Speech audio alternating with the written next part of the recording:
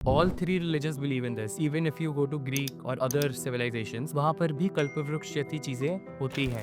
Humanitarian grounds पे अगर हम उनको देखें तो वो बहुत ज्यादा अहिंसक थे, लेकिन यहाँ पर उन्होंने असली क्यों सिखाया, उसके पीछे का रीजन क्या था, लीडर को कैसा होना चाहिए. तो Rishabh Dev was actually a father figure. उस समय जो और जैन आचार्य थे उसके अंदर उन्होंने पार्टिसिपेट करने के लिए लोगों को प्रमोट किया. We generally see that the people who are actually controlling, they will just sit behind. जब हम राजा महाराजा की कहानियाँ सुनते हैं, they used to fight first. अगर हम इंटरेस्ट नहीं लेंगे या ये हमारे हैं, ये चीज़ थोड़ा सा भी मन में नहीं होगा, उतने ही लाइफ लॉस हो, कितना ही मारकाट हो जाए, हमें फ़र्क पड़ेगा ही नहीं. Pranam, have you ever had an existential crisis and wondered, हम कहाँ से आए हैं? How did human beings move from scattered, uncertain lives into organized societies? Today we are here to answer all those questions. Hi, I'm Diya Nahar and हमारे साथ आज है Shreyansh Jain, a postgraduate in economics from the prestigious Delhi School of Economics. He is an independent researcher with a deep interest in philosophy, economics, and statistical sciences. He is presently working in data science in JP Morgan and Chase and has published more than 10 research papers and chapters revolving Indian philosophy. Welcome to today's episode, When Humanity Found an Order, the story of the world's first civilization. I don't know about you, but I often wonder, हम कहाँ से आए हैं? हम अक्सर हमारे cities, laws and systems को for granted ले लेते हैं, बट एक टाइम था जब ये सब था ही नहीं. Still, people learned to cooperate, innovate, and create the very first structures of society. The question of how and why civilization took place, that's what we're here to answer today. Shreyansh, my very first question to you is, why is it important to go back and understand the very beginning of society? Okay, so when we talk about the very beginning of society, we are not only looking at कि हम कहाँ से आए हैं, we are also looking at हम कैसे आज जहाँ पर हैं. जैसा भी आपने बोला कि हम हर चीज़ को फॉर ग्रांटेड ले लेते हैं. फॉर एग्जाम्पल, अगर हम आज से 150-200 साल पीछे जाएं, तो the kind of clothes which we use to wear, they have change drastically. तो अगर हम उसके बारे में भी रिसर्च करें तो कैसे एनवायरनमेंट के हिसाब से या फिर जो वर्किंग प्रेफरेंसेस थे या फिर वर्किंग सिचुएशंस थे उसके हिसाब से हमने अपने ड्रेस कोड में कितना चेंज करा. तो इस प्रोसेस को हमें हमें सिर्फ ये नहीं जानना हम किस पॉइंट से यहाँ तक आए, हम उस पॉइंट से आज जहाँ पर हैं वहाँ तक कैसे आए, उससे हमें इन्फ्लुएंसेस ड्रॉ करने हैं. और क्यों करने हैं? Because we have heard history repeats itself. तो हमें सीखना है कि उधर से यहाँ तक आने में जो प्रॉब्लम्स आए उसका सॉल्यूशंस कैसे ह्यूमंस ने, उस टाइम की सोसाइटी ने, या फिर अगर उस टाइम पे कुछ लीडर्स थे जो एकदम पायनियरिंग फिगर बन के या जिन्होंने सोसाइटी को लीड करा एक पॉजिटिव डायरेक्शन में, तो उन्होंने चेंजेस के साथ में एग्जैक्टली उनका रिस्पॉन्स कैसा था. अगर उस टाइम पे ह्यूमन सोसाइटी से कुछ गलती हुई तो हमें उससे भी सीखना है कि हम अपने फ्यूचर के लिए एटलीस्ट कुछ इन्फ्लुएंसेस, कुछ लर्निंग लेसन्स वहाँ से ले. तो we will be looking at हम कहाँ से आए हैं एंड ऑल्सो हम कैसे आज जहाँ हैं वहाँ तक आए हैं. Agreed. I think if we learn from history, then our present and future, everything will be much better. For sure. So, when we speak about order, शायद पहले order meant just settle होना या survival. And today it revolves a lot around systems, structures, technology.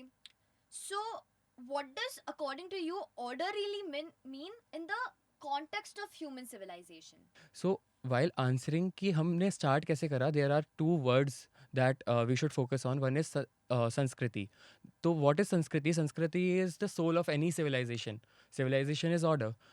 By Sanskriti, I mean from where I came from. Like, we have so many cultures, we have so many art forms, we have so many languages. This is something everyone have. Like, you must have been very different from your background is different. So you have a different culture, you have a different Sanskriti. But when we talk about the term Sabhyata is civilization.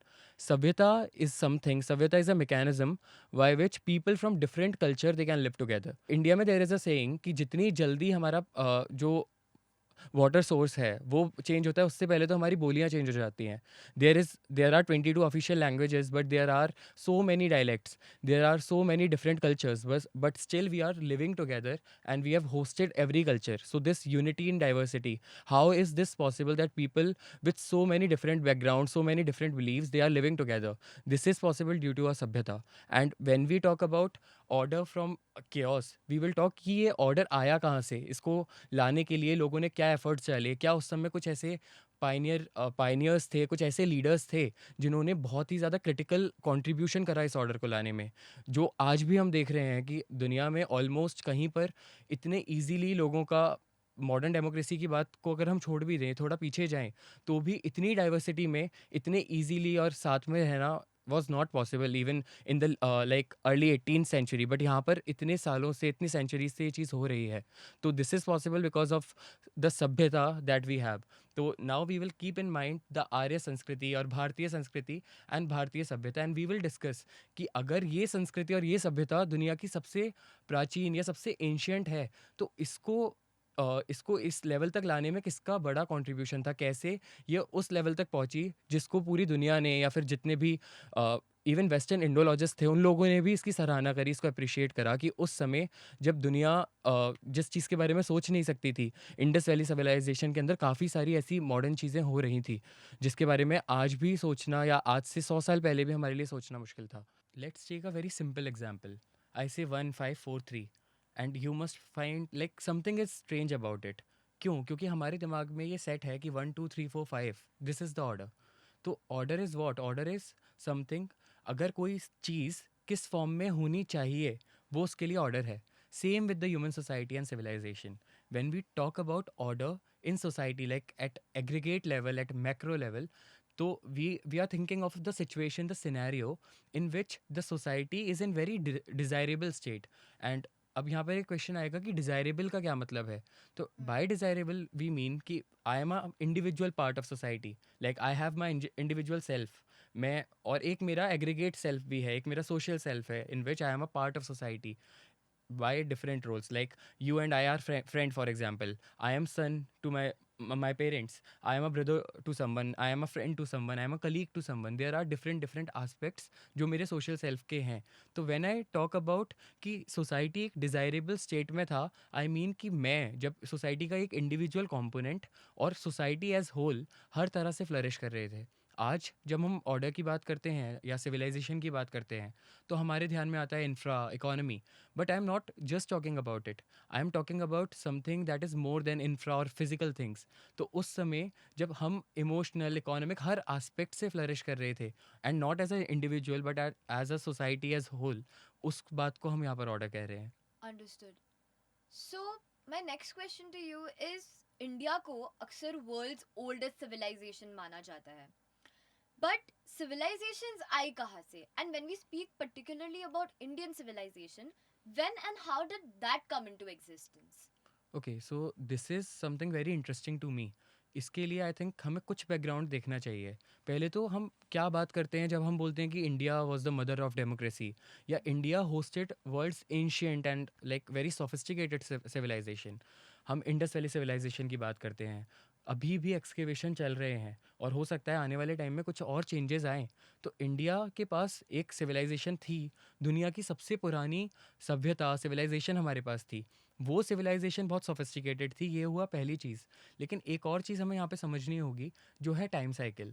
कि जब हम बात करते हैं beginning की, तो यहाँ पर इंडिया के कंटेक्स्ट में या ईस्टर्न फिलोसफीज़ में हम टाइम साइकिल को सर्कुलर मानते हैं। देयर इज़ अ काल चक्र, एंड बाय चक्र it means it is a wheel. जैसे एक व्हील रोटेट होता है, तो यहाँ पर वो रोटेशन चलता रहेगा। तो यहाँ पर एक लीनियर टाइम साइकिल नहीं है जो अब्राहमिक्स में माना गया है कि there was a beginning and there will be an end, there will be a doomsday. यहाँ पर क्योंकि टाइम सर्कुलर फ्लो में घूम रहा है, तो वो चेंजेस होते रहेंगे और बार बार बार सेम चीज़ रिपीट होगी। अब इस बैकग्राउंड को अगर हम दिमाग में लें और सोचें कि सोसाइटी आई कहाँ से, और उसमें भी हम इंडिया पे इतना ज़्यादा फोकस क्यों कर रहे हैं, तो हमें एक चीज़ समझ में आएगी, because India hosted the world's ancient and kind of best civilization. तो जब हम इंडिया की बात करेंगे, तो और सारी सिविलाइजेशंस की बात भी इसके अंदर आ जाएगी, because we are looking at the beginning, we are more concern about the process कि वो प्रोसेस क्या था, उस प्रोसेस में किसका कंट्रीब्यूशन था, जिस प्रोसेस के कारण हम आज इस फेज़ में आए हैं। हम इंडिया के कंटेक्स्ट में या फिर किसी भी सिविलाइजेशन का बिगिनिंग पॉइंट क्या है, तो उसके लिए कुछ ऑल्टरनेट थ्योरीज भी हैं जो हम यहाँ पे डिस्कस कर सकते हैं। Okay, so before structured civilizations emerged, उसके पहले what was life like? And क्या different scholars from different parts of the world का इसके बारे में भी different opinions है? Okay, so let's begin with कि ऑल्टरनेट थ्योरीज क्या हैं, देन वील गो अहेड कि स्कॉलर्स का डिफरेंसेस क्या था। तो जब हम एक सिविलाइजेशन की, एक सोसाइटी की बात करते हैं कि सोसाइटी कैसे फॉर्म हुआ, तो उसमें डिफरेंट डिफरेंट थ्योरीज हैं। For example the very basic theory, it is a theory of divine origin और डिवाइन ओरिजिन थ्योरी। तो डिवाइन ओरिजिन का मतलब है कि जो सोसाइटी है उसका जो शुरुआत थी या उसका जो ओरिजिन था वो डिवाइन था, वो ह्यूमन के हाथ में था ही नहीं। देयर वॉज अ गॉड और there was some divine power जिसने सोसाइटी को क्रिएट कर दिया और उसने ही हेल्प करा सोसाइटी को फ्लरिश करने में। Even in India like there are some people और सम ग्रुप ऑफ पीपल जो इस थ्योरी को मानते हैं कि भगवान ने दुनिया को इस तरह से बनाया, सोसाइटी को इस तरह से क्रिएट करा। But the problem with this theory is कि ये ह्यूमन के जो एफर्ट हैं, वो जो कॉन्शियस एफर्ट उस समय के लोगों ने डाले, उसको काफ़ी हद तक ये ओवरलुक कर देती है।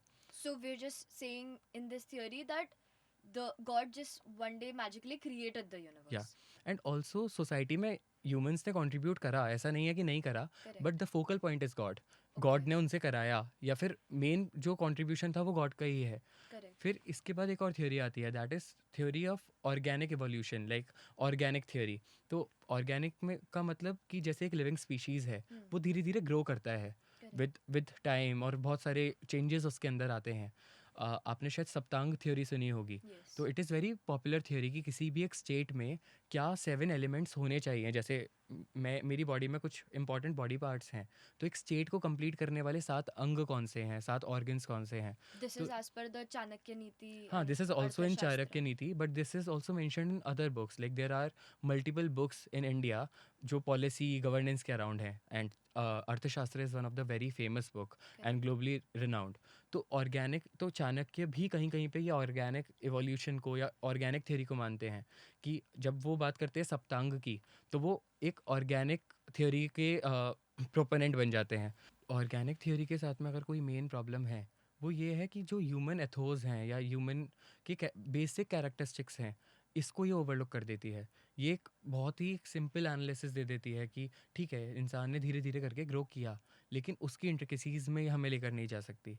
Then comes the third theory, और ये जो थर्ड थ्योरी है, ये पर्टिकुलरली वेस्टर्न थिंकर्स के अंदर बहुत ज़्यादा पॉपुलर है।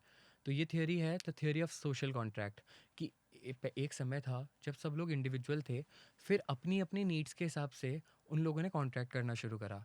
अब यहाँ पर I just want to add a detail कि कॉन्ट्रैक्ट यहाँ पर कोई वर्बल कॉन्ट्रैक्ट नहीं है कि आप और मैं एक वर्बल कॉन्ट्रैक्ट में आए Hmm. किसी भी तरह से, कि आप और मैं नेबर हैं और हमारे कुछ अलाइंड इंटरेस्ट हैं, तो ठीक है, मैं आपको हेल्प करूँगा, आप मेरे को हेल्प करो। Hmm. ना ये कोई फिजिकल कॉन्ट्रैक्ट था, Hmm. बट समहाउ अलग अलग कॉन्ट्रैक्ट में ये सोसाइटी आती गई और वो सोशल कॉन्ट्रैक्ट्स के थ्रू हम आज यहाँ तक आ पाए। Just informal या contracts. ये, हाँ, ये कम्प्लीटली इनफॉर्मल और धीरे धीरे करके इन्हीं कॉन्ट्रैक्ट से आज हम यहाँ तक आए।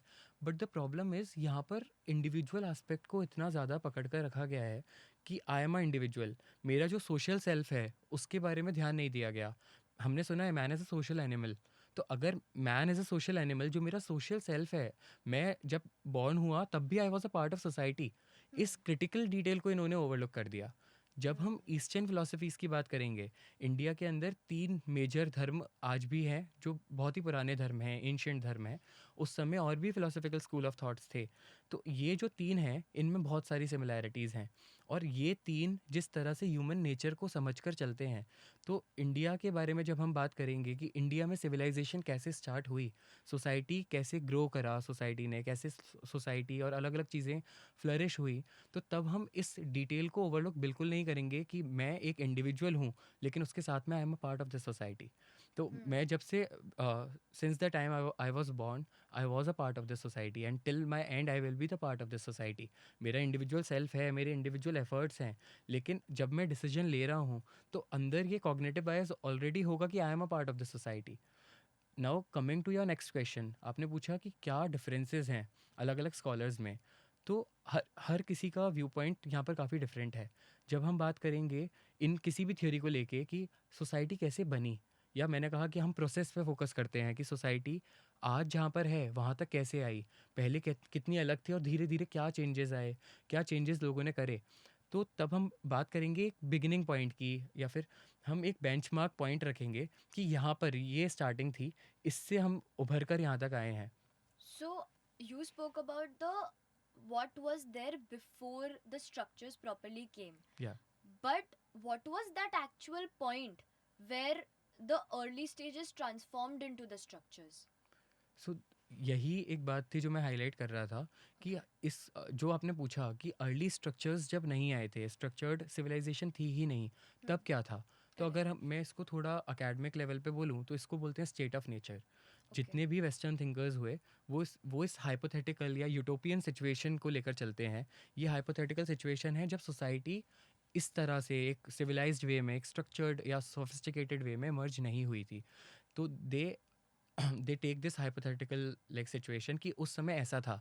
अब यहाँ पे डिफरेंसेस क्या हैं, देयर आर पीपल जो से उस समय सब कुछ ब्लिसफुल था वो स्टेट ऑफ नेचर में, and there are some like hopes ही से कि नहीं, उस समय तो बहुत केओस था। और अब यहाँ पर ये जो स्टेट ऑफ नेचर है ये इम्पॉर्टेंट क्यों है, क्योंकि ये हमें बताता है कि इस पॉइंट पर ये सिचुएशन थी, और इस सिचुएशन के कारण हम धीरे धीरे करके हमें सोसाइटी में, मतलब this was the main problem, और इससे ही हमने ग्रो करके आज हम जहाँ पर हैं वहाँ तक आए हैं। तो this is something we should keep in mind कि what is state of nature. State of nature को ध्यान में रखकर ही हमें समझ में आएगा कि सोसाइटी आज जहाँ पर है वहाँ तक कैसे आई। मैंने होब्स का लॉक का एग्जांपल दिया, लॉक, रूसो, ये लोग मानते हैं कि स्टेट ऑफ नेचर में सब अच्छा था। हॉब्स मानते हैं कि बहुत केओटिक था। अब बात करते हैं कि ईस्टर्न इंडियन थिंकर्स ने स्टेट ऑफ नेचर के बारे में क्या कहा है। Hmm. तो एक बात हमें समझनी होगी कि ईस्टर्न फिलोसफी, जैसे मैंने पहले बोला, तीन जो दर्शन हैं, तीन फिलोसफिकल स्कूल ऑफ थॉट्स हैं, ये कल्प वृक्ष को मानते हैं। नाउ व्हाट इज़ कल्प वृक्ष? तो बहुत सिंपल लैंग्वेज में अगर बोले तो विश फुलफिलिंग ट्री। आप उसके पास जाओगे, कुछ भी मांगोगे आपको मिल जाएगा। All three religions believe in this. Even if you go to Greek और अदर सिविलाइजेशंस, वहाँ पर भी कल्प वृक्ष जैसी चीज़ें होती हैं, उनके कुछ मेंशंस मिलते हैं। तो बस हमें एक चीज़ समझनी चाहिए कि ईस्टर्न इंडियन थिंकर या इंडिया के कंटेक्स्ट में जब हम बात करेंगे कि सोसाइटी कैसे फॉर्म हुई, तो वो अर्ली सिनेरियो क्या था। वो अर्ली सिनेरियो ऐसा था जहाँ पर ये कल्प वृक्ष थे, और ये कल्प वृक्ष like these are the natural endowments, these are the bounties which we have got from nature. तो नेचर से हमारी सारी विशेष पूरी हो रही थी। तो हमें ये समझना चाहिए कि वो अर्ली टाइम में ह्यूमन नीड्स ही कुछ ऐसी थी कि सब कुछ बस नेचर से पूरा हो रहा था। तो इसीलिए एक और यहाँ पर टर्म आता है भोग भूमि। अब now do you know what is the meaning of भोग? तो Get get whatever we want. या सो भोग literally translates to consumption. Correct. तो भोग मीन्स कंजम्पशन। तो भोग भूमि, ये भोग भूमि थी, इसका मतलब हुआ कि उस समय हमें कंज्यूम ही करना होता था एज अ Correct. ह्यूमन या society. There is no need for production because every need of ours, be it the essential needs, रोटी कपड़े मकान फूड क्लोथिंग शेल्टर, ये सब नेचर फुलफिल कर रहा था। तो there is the only thing that human as individual और as society did was to consume. There was no point, no incentive for production, and because there was no production there was literally no scope for putting in any efforts. कोई effort डालने की ज़रूरत ही नहीं है क्योंकि सब कुछ nature से मिल रहा है। लेकिन धीरे धीरे करके अब आज अगर हम देखें तो आज हमें हर चीज़ के लिए एफर्ट्स डालने पड़ रहे हैं। तो उस सिचुएशन से लेके, वो इतनी सिंपल लाइफस्टाइल से लेकर आज की सिचुएशन तक हम कैसे आए, इस प्रोसेस को हमें समझना है कि वो एक सिंपल लाइफस्टाइल कैसे क्योज में चेंज हो गई। एग्जैक्टली क्या क्या वो रीज़न था मेन कि जिससे ये क्योज हुआ, और फिर इसके बाद तब के लोगों ने क्या करा, उसका सॉल्यूशन कैसे निकाला, और उनके सॉल्यूशन आज तक हमें कैसे अफेक्ट कर रहे हैं। इस चीज़ को समझना is very crucial. Yeah, so you spoke about a state of Kalpavrikshas where there was abundance, या where life was very simple. We didn't have to do anything. But if we see now, life is so complex, it's full of conflict. See, around the world, there are so many things happening, so many wars. So, how did this change? Why did that state of nature of Kalpavrikshas did not exist abhi tak? Okay, तो let's take practical example again. आज से लगभग 100 साल या 100 साल भी छोड़ देते हैं, इंडिपेंडेंस वाला टाइम लेते हैं। Air is a free resource, तब Hmm, भी फ्री थी, इंडिया में तो आज भी फ्री है। हमें correct. उसके लिए कुछ पे नहीं करना पड़ता। लेकिन AQI इतना नीचे क्यों गिर गया? Because it is freely available, लोगों ने इसका मिसयूज़ करा. मिसयूज करा. एंड सेम विद द कल्पवृक्ष, एवरीथिंग वॉज फ्रीली अवेलेबल, लोगों ने उसको एक्सप्लॉइट करना स्टार्ट करा. लेकिन this is not the only reason, there is another side of it as well. उस टाइम पर लोगों की नीड्स भी धीरे धीरे कॉम्प्लेक्स होती गई. लाइक कल्पवृक्ष कम हो रहे हैं, अभी तक फ्रीली अवेलेबल था, अबंडेंस थी, तो कोई डिस्प्यूट था ही नहीं. अब यहाँ पर कल्पवृक्ष कम होने लगे तो और ज़्यादा प्रॉब्लम्स आने लगी कि अल्टीमेट कल्पवृक्ष की ओनरशिप किसकी होगी, क्योंकि नीड्स सबको सेटिस्फाई करनी है, नीड्स बढ़ रही हैं, चेंजेस आ रहे हैं, नीड्स बढ़ रही हैं, रिसोर्सेज कम हो रहे हैं. लाइक आज का अगर एग्जांपल लें, मैंने इकोनॉमिक्स पढ़ा है, तो what is economics? It is a science which helps us कि हमारे जो रिसोर्सेज हैं उनको हम कैसे एलोकेट करें. अब सप्लाई एंड डिमांड हाँ, तो बेसिकली. अल्टीमेटली सप्लाई और डिमांड के पीछे का बैकग्राउंड क्या है कि हमें रिसोर्सेज को एलोकेट करना है. और डिमांड एंड सप्लाई वो एक तरीका है ये देखने का कि कैसे हम जुडिशियसली या बहुत ही ऑप्टिमाइज कर सकते हैं with given resources. For example, if I have 100 rupees, अब उसको कैसे एलोकेट करूँ? तो यहाँ पर एक प्रॉब्लम, ये एलोकेशन का प्रॉब्लम आ ही क्यों रहा है? Because this resource like 100 rupees, there is a limit on it. Yes. Sources are limited, resources are limited. तो यही प्रॉब्लम उस टाइम पे थी, लेकिन नीड्स बढ़ती जा रही हैं, रिसोर्सेज लिमिटेड हैं. तो अब यहाँ पर पहले जहाँ पर अबंडेंस था, लोगों के बीच में कुछ प्रॉब्लम था ही नहीं, क्योंकि प्रॉब्लम होने का कोई स्कोप नहीं था. अब यहाँ पर प्रॉब्लम्स शुरू हुए, अब यहाँ पर केओस शुरू हुए, क्योंकि लोगों ने मिसयूज़ करा और लोगों के नीड बढ़ गए. तो धीरे धीरे करके वो लोग एक दूसरे के साथ में पहले जो फ्रेंडली थे, वो स्टेट ऑफ नेचर जो था, वो अब यहाँ पे रिड्यूस हो गया है केओटिक सिचुएशन में. और अब यहाँ पर ज़रूरत थी इस केओस को कैसे करके ख़त्म करने की. So basically, you're saying demand kept increasing and supply not just stayed constant, it in fact kept decreasing. Yeah. So conflicts kept increasing. So when these conflicts did increase, how did those early communities actually manage to coordinate and sustain themselves? तो जब हम सारी की सारी बातों को पढ़ेंगे और जो पुरानी मैन्युस्क्रिप्ट्स हैं, थोड़ा सा उनकी तरफ जाएंगे, तो हमें स्टेट ऑफ नेचर के आगे का भी आइडिया मिलेगा कि उस टाइम के लोग बहुत ज़्यादा नेव थे, बिल्कुल सिंपल थे, क्योंकि अभी तक उन्होंने प्रॉब्लम्स देखी नहीं थी.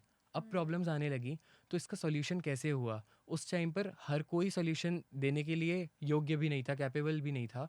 तो उन्होंने एक सॉल्यूशन बनाया कि जो, जैसे एक सिस्टम है डेमोक्रेसी, सब लोग वोट करो और एक कंसेंसस पे आते हैं, और जो मेजॉरिटी वोटिंग होगी, जो मेजर वोटिंग जहाँ पर जाएगा हम वो कर लेंगे. लेकिन एक दूसरा सिस्टम है मेरिटोक्रेसी, कि अगर इफ़ यू आर समवन जो ज़्यादा कैपेबल है, फॉर एग्जांपल ये एक फाइनेंशियल डिसीजन है और आप एक एक्सपर्ट हो, तो I will go to you. अब यहाँ पर 10 लोगों में मैं 10 लोगों से पूछूंगा ही नहीं, बिकॉज यू हैव एक्सपर्टीज़, तो आप इसका सॉल्यूशन बता दो. तो अब उन्हीं उस समय में कुछ लोगों ने ऐसे लीड करना स्टार्ट करा. लेकिन उन्होंने सिर्फ लीड नहीं करा, लोगों ने उनको एक्सेप्ट करा कि okay, you are our leader. क्यों? क्योंकि आपके पास कुछ मेरिट है, यू हैव एक्सपर्टीज़. तो हम लोगों ने अपना ट्रस्ट रिपोज करना यहाँ पर शुरू करा, जैसा आज भी हम अपना ट्रस्ट रिपोज करते हैं अपने लीडर्स में. When we vote in a democracy, हम क्या कर रहे हैं? हम अपना ट्रस्ट एक लीडर को दे रहे हैं. इसी तरह से उस टाइम पे जिनके पास थोड़े से भी ज़्यादा स्किल्स थे, उन लोगों ने लीड करना स्टार्ट करा और लोगों ने उनको अपना एक लीडर मान लिया. यहाँ पर भी एक कॉन्ट्रैक्ट की बात हो रही है. यहाँ पर ऐसा नहीं है कि लोगों ने एक लीडर उनसे कुछ कॉन्ट्रैक्ट साइन करा लिया, बट या उस आदमी ने जो वहाँ पर कुछ उसके पास स्पेशल स्किल्स थी, उसको यूज़ करके प्रॉब्लम्स को सॉल्व करना स्टार्ट करा. और इसके लिए कुलकर शब्द आता है. तो जब हम कुलकरों की बात करेंगे या एक एक कुलकर का कंट्रीब्यूशन देखेंगे, तो हमें और ज़्यादा समझ में आएगा कि एग्जैक्टली उस समय हो क्या रहा था, लोग कितने सिंपल थे, कितने नेव थे, और फिर कैसे कैसे प्रॉब्लम सॉल्व हो रही थी. जब हमने जैसे बात करी अलग अलग थियोरीज़ की, कल्पवृक्ष की, जब हम इससे आगे का कंसेप्ट पढ़ते हैं, B it in any Indian tradition, तो हमें अलग अलग लाइक अवधारणाएं मिलती हैं, अलग अलग कंसेप्शंस मिलते हैं. Like for example in Vedic scriptures there are mention of मनुज. अब ये मनु कौन थे? मनु वो इंडिविजुअल थे, लेकिन this was a group of people. Like अलग अलग समय पे अलग अलग मनु हुए और उन्होंने सोसाइटी को अलग अलग चीज़ें बताई कि आपको ऐसे रहना है, एक कोड ऑफ कंडक्ट दिया. जैसे आज हमारे पास एक स्क्रिप्चर है, एक बुक है मनुस्मृति. तो what is this Smriti? This is the code of conduct. उन्होंने उस समय बताया कि आप इस बैकग्राउंड से हो तो आपको इस तरह से रहना है. फिर अगर कोई पेनलाइजेशन का सिस्टम है कि अगर कोई कुछ गलत कर रहा है तो ये सही गलत का जो डिफरेंस है ये समझाया उन्होंने। और दूसरा, अगर कोई गलत कर रहा है तो उस गलत को कैसे रोकें, बिकॉज एक कैरेट एंड स्टिक अप्रोच होता है कि अगर किसी ने सही करा तो उसको रिवॉर्ड दो, किसी ने सही करा उसको रिकॉग्नाइज करो, लेकिन अगर किसी ने गलत करा तो उसको पनिश करो, उसको किसी भी तरह से मॉनेटरी नॉन मॉनेटरी पनिशमेंट दो। तो ये सब उन्होंने मनुस्मृति में दिया। इसी तरह से एक कंसेप्ट आता है कुलकर का। लेकिन यहाँ पर हमें एक चीज़ समझ में आएगी कि कैसे ये कुलकर का मतलब क्या है, और कैसे इंडियन ट्रेडिशंस जो हैं या इंडियन नॉलेज सिस्टम्स की जब हम बात करते हैं, ये एट बेस काफ़ी डिफरेंट रहा है दूसरे ट्रेडिशन से। तो what is the meaning of Kulkar? कुल, आज के टाइम पे अगर हम कुल की बात करें, कुल मीन्स फैमिली, क्लैन। लेकिन उस टाइम पे कुल का मतलब फैमिली नहीं है। और कर का क्या मतलब है? कर means karta, the one who is the doer. तो द वन, जैसे आज हम Hindu undivided family business act की बात करते हैं, there is one karta. Who is the Correct. Karta? Who, he is not necessarily the owner, but he is the karta, he is the manager, he Manager. Will do everything on behalf of the entire family or and all the stakeholders. Similarly, here kul does not necessarily means family. कुल का मतलब है entire Mankind. वो यहाँ पर कुल छोटे छोटे उन्होंने कुल नहीं बनाए, जितने लोग उस समय एग्जिस्ट कर रहे थे उन्होंने उसको कुल बोला। तो यहाँ पर हमें वो अर्ली कंसेप्शन के बारे में सोचना है कि वहाँ पे ये डिफरेंसेस, डिस्टिंक्शंस क्लियर अभी हुए ही नहीं थे। वो सब लोगों को एज अ होल लेकर चल रहे थे, सब लोगों को एक ही मान रहे थे। So the entire world was one kul. या Okay, and this is good. What अभी G20 हुआ, तो and this was the highlight, वसुधैव Hmm. कुटुंबकम, कि entire world is one family. And this is something that India told the entire world, और उसी को ये कुलकर का सिस्टम एक दूसरे तरीके से समझाता है। अब यहाँ पर ये कुलकर कैसे बने? ये यहाँ पर किंगशिप नहीं थी। ये कुलकर, जैसे मैंने पहले बोला बोला दे वर द लीडर्स। लेकिन ये लीडर्स भी लोगों ने ही डिसाइड करा कि you are exceptional at this and your problem solving skill is good. और उस सोसाइटी में रिलेटिवली अगर देखें कि आपके पास सबसे ज़्यादा एक्सपर्टीज़ है, तो यू लीड अस। तो यहाँ पर वो कुल का मतलब पूरी उस समय में जितने लोग थे उनके कर्ता बन गए, उनके बिहाफ पे वो सजेशंस देने लगे, डिसीजंस लेने लगे। अब जैसे 14 कुलकरों की बात आती है, उन सबके अलग अलग कॉन्ट्रीब्यूशन है। So based on merit, there was one person decided who would lead the entire kul, या right? 100% there was a meritocracy over there. Okay. क्योंकि अभी तो सोशल स्ट्रक्चर ऐसा बना ही नहीं है। लोग जब कुलकर्स का सिस्टम स्टार्ट हुआ वो इतने तैयार ही नहीं थे, उनको किंगशिप वगैरह कुछ समझ में आता ही नहीं। तो इसीलिए जब हम ये 14 कुलकरों के बारे में पढ़ेंगे, ये इन 14 का क्या कंट्रीब्यूशन था, तो हमें एक सीक्वेंस दिखाई देगा कि लोगों की प्रॉब्लम भी इवॉल्व हो रही है। एक Correct. समय में लोगों की प्रॉब्लम बहुत सिंपल थी। Like Hmm. Take example of the first Kulkar, जो इनका नाम है प्रतिश्रुति। तो उस टाइम पे लोग लोग सन और मून को देख के डर जाते थे। बट अब लोगों को लगेगा ऐसा क्यों? क्योंकि अभी तक मतलब ऐसा एग्जाम्पल वहाँ पे दिया है कि अभी तक वो पेड़ों के अंदर ही रहे थे, नेचर से बाहर ही Oh. नहीं निकले। आज जब पेड़ कम हो गए, वो नेचुरल एंडोमेंट्स कम हो गए, उनको बाहर की चीज़ें दिखने लगी। Okay. तो अब जब हम कोई नई चीज़ देखेंगे तो हमारा ये एक Hmm. बहुत ही नॉर्मल रिस्पॉन्स है कि हम डर जाएंगे कि ये क्या है, आज तक तो मैंने इसको नहीं देखा। तो जो फर्स्ट कुलकर थे उन्होंने समझाया कि सन और मून का एक्चुअली क्या मतलब है। इसके बाद यहाँ पर कल्पवृक्ष कम हो रहे थे, तो यहाँ पर Hmm. और कल्पवृक्ष कम होने से पहले एक और प्रॉब्लम आई कि वहाँ पर एनिमल्स परेशान करने लगे थे, जो वाइल्ड एनिमल्स थे। तो उनको कैसे कंट्रोल करना, एक कुलकर हुए शेमंकरा। तो if you take this word Shem, Shemankara, और किसी का शेम करने का मतलब है कि उसको इम्प्रूव करना, इम्प्रोवाइज करना, उसको हेल्प करना Hmm. उस इम्प्रूव होने में। तो वहाँ पर उन्होंने लोगों को कैसे हेल्प करा कि जो वाइल्ड लाइफ है, जो उनको कैसे डोमेस्टिकेटेड आप करोगे या उनसे आप कैसे बचोगे, वो उन्होंने समझाया। फिर शेमन धरा और शेमंग करा, तो शेमंग करा ने और उसको और भी अच्छे से और सोफिस्टिकेटेड तरीके बनाए सेम चीज़ को करने की, क्योंकि धीरे धीरे प्रॉब्लम्स बढ़ रही थी। और आगे जब कुलकरों में जाएंगे तो एक कुलकर थे जिन्होंने ये जो टेथरिंग रोप होता है जिससे हम डोमेस्टिकेट करते हैं, अभी हमने डोमेस्टिकेट एनिमल्स को कर लिया, लेकिन उनको यूज़ कैसे करना, तो ये चीज़ उन्होंने सिखाई। इसके अलावा और भी कुलकर आए, जैसा मैंने बोला कि अभी प्रॉब्लम्स क्रिएट हो रही थी क्योंकि कल्प वृक्ष के कारण, वही सारा फोकल पॉइंट है, वहीं से सारी नीड सेटिस्फाई हो रही थी, तो वहीं से प्रॉब्लम्स भी ओरिजिनेट हो रही थी। अब यहाँ प्रॉब्लम ये आई कि कल्प वृक्ष तो कम हो रहे हैं, तो जो शेमंग करा थे, इन लोगों ने क्या करा, उन्होंने एक बाउंड्रीज बना दी। अब पहले तो बाउंड्रीज बनने से काम हो गया, लेकिन बाद में इंडिविजुअल ओनरशिप का जन्म हुआ। उसके बाद एक कुलकर आए, उन्होंने इंडिविजुअल ओनरशिप दी कि ये कल्पवृक्ष आपका है, ये आपका। अब यहाँ पर एक चीज़ समझनी है, individual property is a good thing. हम सबको अच्छा लगता है हमारे पास प्रॉपर्टी हो, लेकिन हम बहुत ही ज़्यादा फिलोसफिकली अगर बात करेंगे और पढ़ेंगे तो उस समय इवन वेस्टर्न थिंकर्स ने बोला है कि individual property is the like root of all the evils, क्योंकि अल्टीमेटली सोशल डिस्पैरिटी यहीं से पैदा होगी। अब आज हम देखें कि individual ownership is something very common. अगर एक बुक भी है या एक टेबल भी है तो I know this is my table, this is my cloth, this pen belongs to me. ये बिलोंगिंगनेस बहुत ही कॉमन है, लेकिन उस टाइम पे ये नहीं था। तो ये आइडिया उस कुलकर ने दिया कि ठीक है, जब इतना ज़्यादा प्रॉब्लम हो रहा है, अभी हमने पहले डिवीजन कर दिया था, सेगमेंटेशन कर दिया था, लेकिन अब हम इंडिविजुअल ओनरशिप लेकर आते हैं।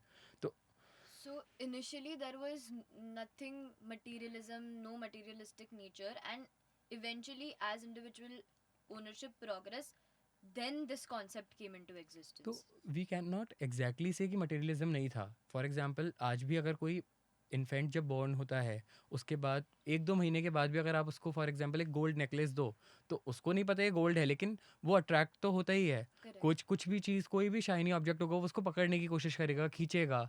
तो ये चीज़, ये एक ह्यूमन इंस्टिंक्ट है, ये था। लेकिन हाँ, हम ये कह सकते हैं कि मटेरियलिज्म ग्रो हो रहा था, क्योंकि देयर वाज अ टाइम जब अबंडेंस था। लाइक किसी ने मुझसे कुछ मांगा, आई हैव नो इश्यूज, ले लो, क्योंकि मुझे I वो have सेम so चीज़, much more. या I have so much more, I have no, literally no issue, मैं फिर से जाऊंगा और कल्पवृक्ष मुझे दे देगा। लेकिन अब क्योंकि चीज़ें स्कार्स हो रही थी और अब ये मेरा है, ये तुम्हारा है, ये क्लियर हो रहा था, तो धीरे धीरे करके उस समय private ownership was a solution जो एक कुलकर ने दिया। लेकिन धीरे धीरे करके जैसे इंसान की नीड्स नीड्स से वो डिज़ायर्स की तरफ आगे बढ़ा, तो वो प्राइवेट प्रॉपर्टी एक तरफ से अगर अच्छा भी है तो दूसरी तरफ से फिर उसका एक नेगेटिव साइड भी आया। जैसे हम बोलते हैं ना कि ग्रास सामने से अगर ग्रीन है तो इट इज़ नॉट नेसेसरी कि पीछे से भी वो हरा ही होगा। तो same with the private property, यहाँ पे प्राइवेट प्रॉपर्टी का जन्म हुआ। इसी तरह से फिर आगे और कुलकरों ने और कई सारी चीज़ें लोगों को समझाई। जैसे एक कुलकर का एग्जाम्पल आता है जो इस सिक्वेंस में 9th कुलकर थे। उन्होंने हाकार, माकार और धिक्कार की नीति दी। अब हाकार, माकार, धिक्कार की नीति से लोगों को गवर्न करने की कोशिश करी। So what is could you expand on what is Hakar, Makar and Dikar Niti? Okay, तो this is important to know, क्योंकि इससे हमें ये भी समझ में आएगा कि जो कैरेट और स्टिक अप्रोच की अभी हमने बात करी, अगर हमें एक सोसाइटी को लेकर जाना है एक सही डायरेक्शन में, तो ये carrot stick approach is very important.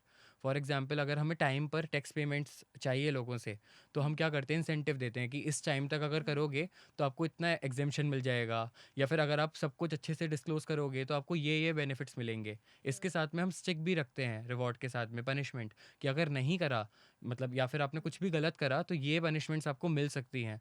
तो उस टाइम पर पहले के लोग बहुत सिंपल थे, तो एक एक नीति का जन्म हुआ हाकार, कि बस वहाँ पर पॉजिटिवली बोल दिया कि हाँ ये।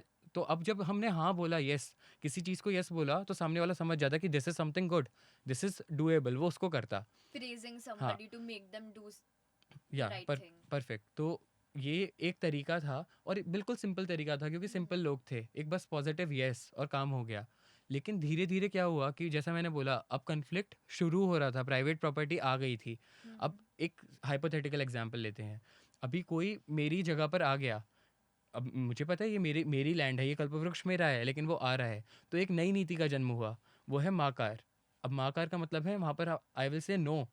अब यहाँ पर नो बोलने का भी इम्पैक्ट क्या है, कि हमने नो बोला तो इसको भी वो बहुत सीरियसली लेते थे कि हाँ, इसने नहीं बोला है या फिर किसी ने मुझे नहीं बोला, तो this is something wrong, this is something that I should refrain from, completely refrain, मतलब मुझे ये करना ही नहीं है। तो ये जो येस और नो भी थे, ये काफ़ी अच्छे सिग्नल्स थे उस टाइम के हिसाब से। तो इसको हम केवल और केवल हाकार, माकार, धिक्कार के फॉर्म में ना ले, पर ये सोचिए कि उस टाइम के लोग कैसे थे। और ये जो कुलकर थे, ये वास्तव में ये लोग उस टाइम के हिसाब से कितने इंटेलिजेंट थे कि लोगों की नीड को देखते हुए इन्होंने कुछ सॉल्यूशंस को पुट फॉरवर्ड करा। अब like coming to the third नीति विच इज़ धिक्कार। अभी तक येस और नो चल रहा था, लेकिन धीरे धीरे क्या, नो कहने का भी फ़र्क नहीं पड़ा। तो अब क्या करेंगे, अब हम उसको पब्लिकली शेम करेंगे। यहाँ पर आया धिक्कार, कि जैसे तुमने ये कर दिया, हो माय गॉड, ये तुमने बहुत गलत करा। और जैसे ही मैंने बोला धिक्कार, तो अब सामने वाले को लगेगा कि ये तो मैंने बहुत ही गलत कर दिया।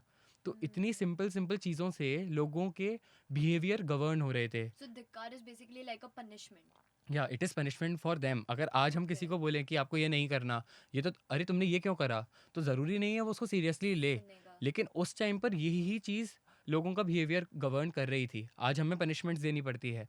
अभी आप सोचो, जैसा मैंने बोला, किंगशिप नहीं है, किंगशिप नहीं है तो एक प्रॉपर स्टेट नहीं है, कुछ गवर्निंग बॉडी नहीं है। लेकिन ये छोटी छोटी बिहेवियर के अंदर चेंजेस ही लोगों के और सोसाइटी के बिहेवियर को गवर्न कर रहे थे।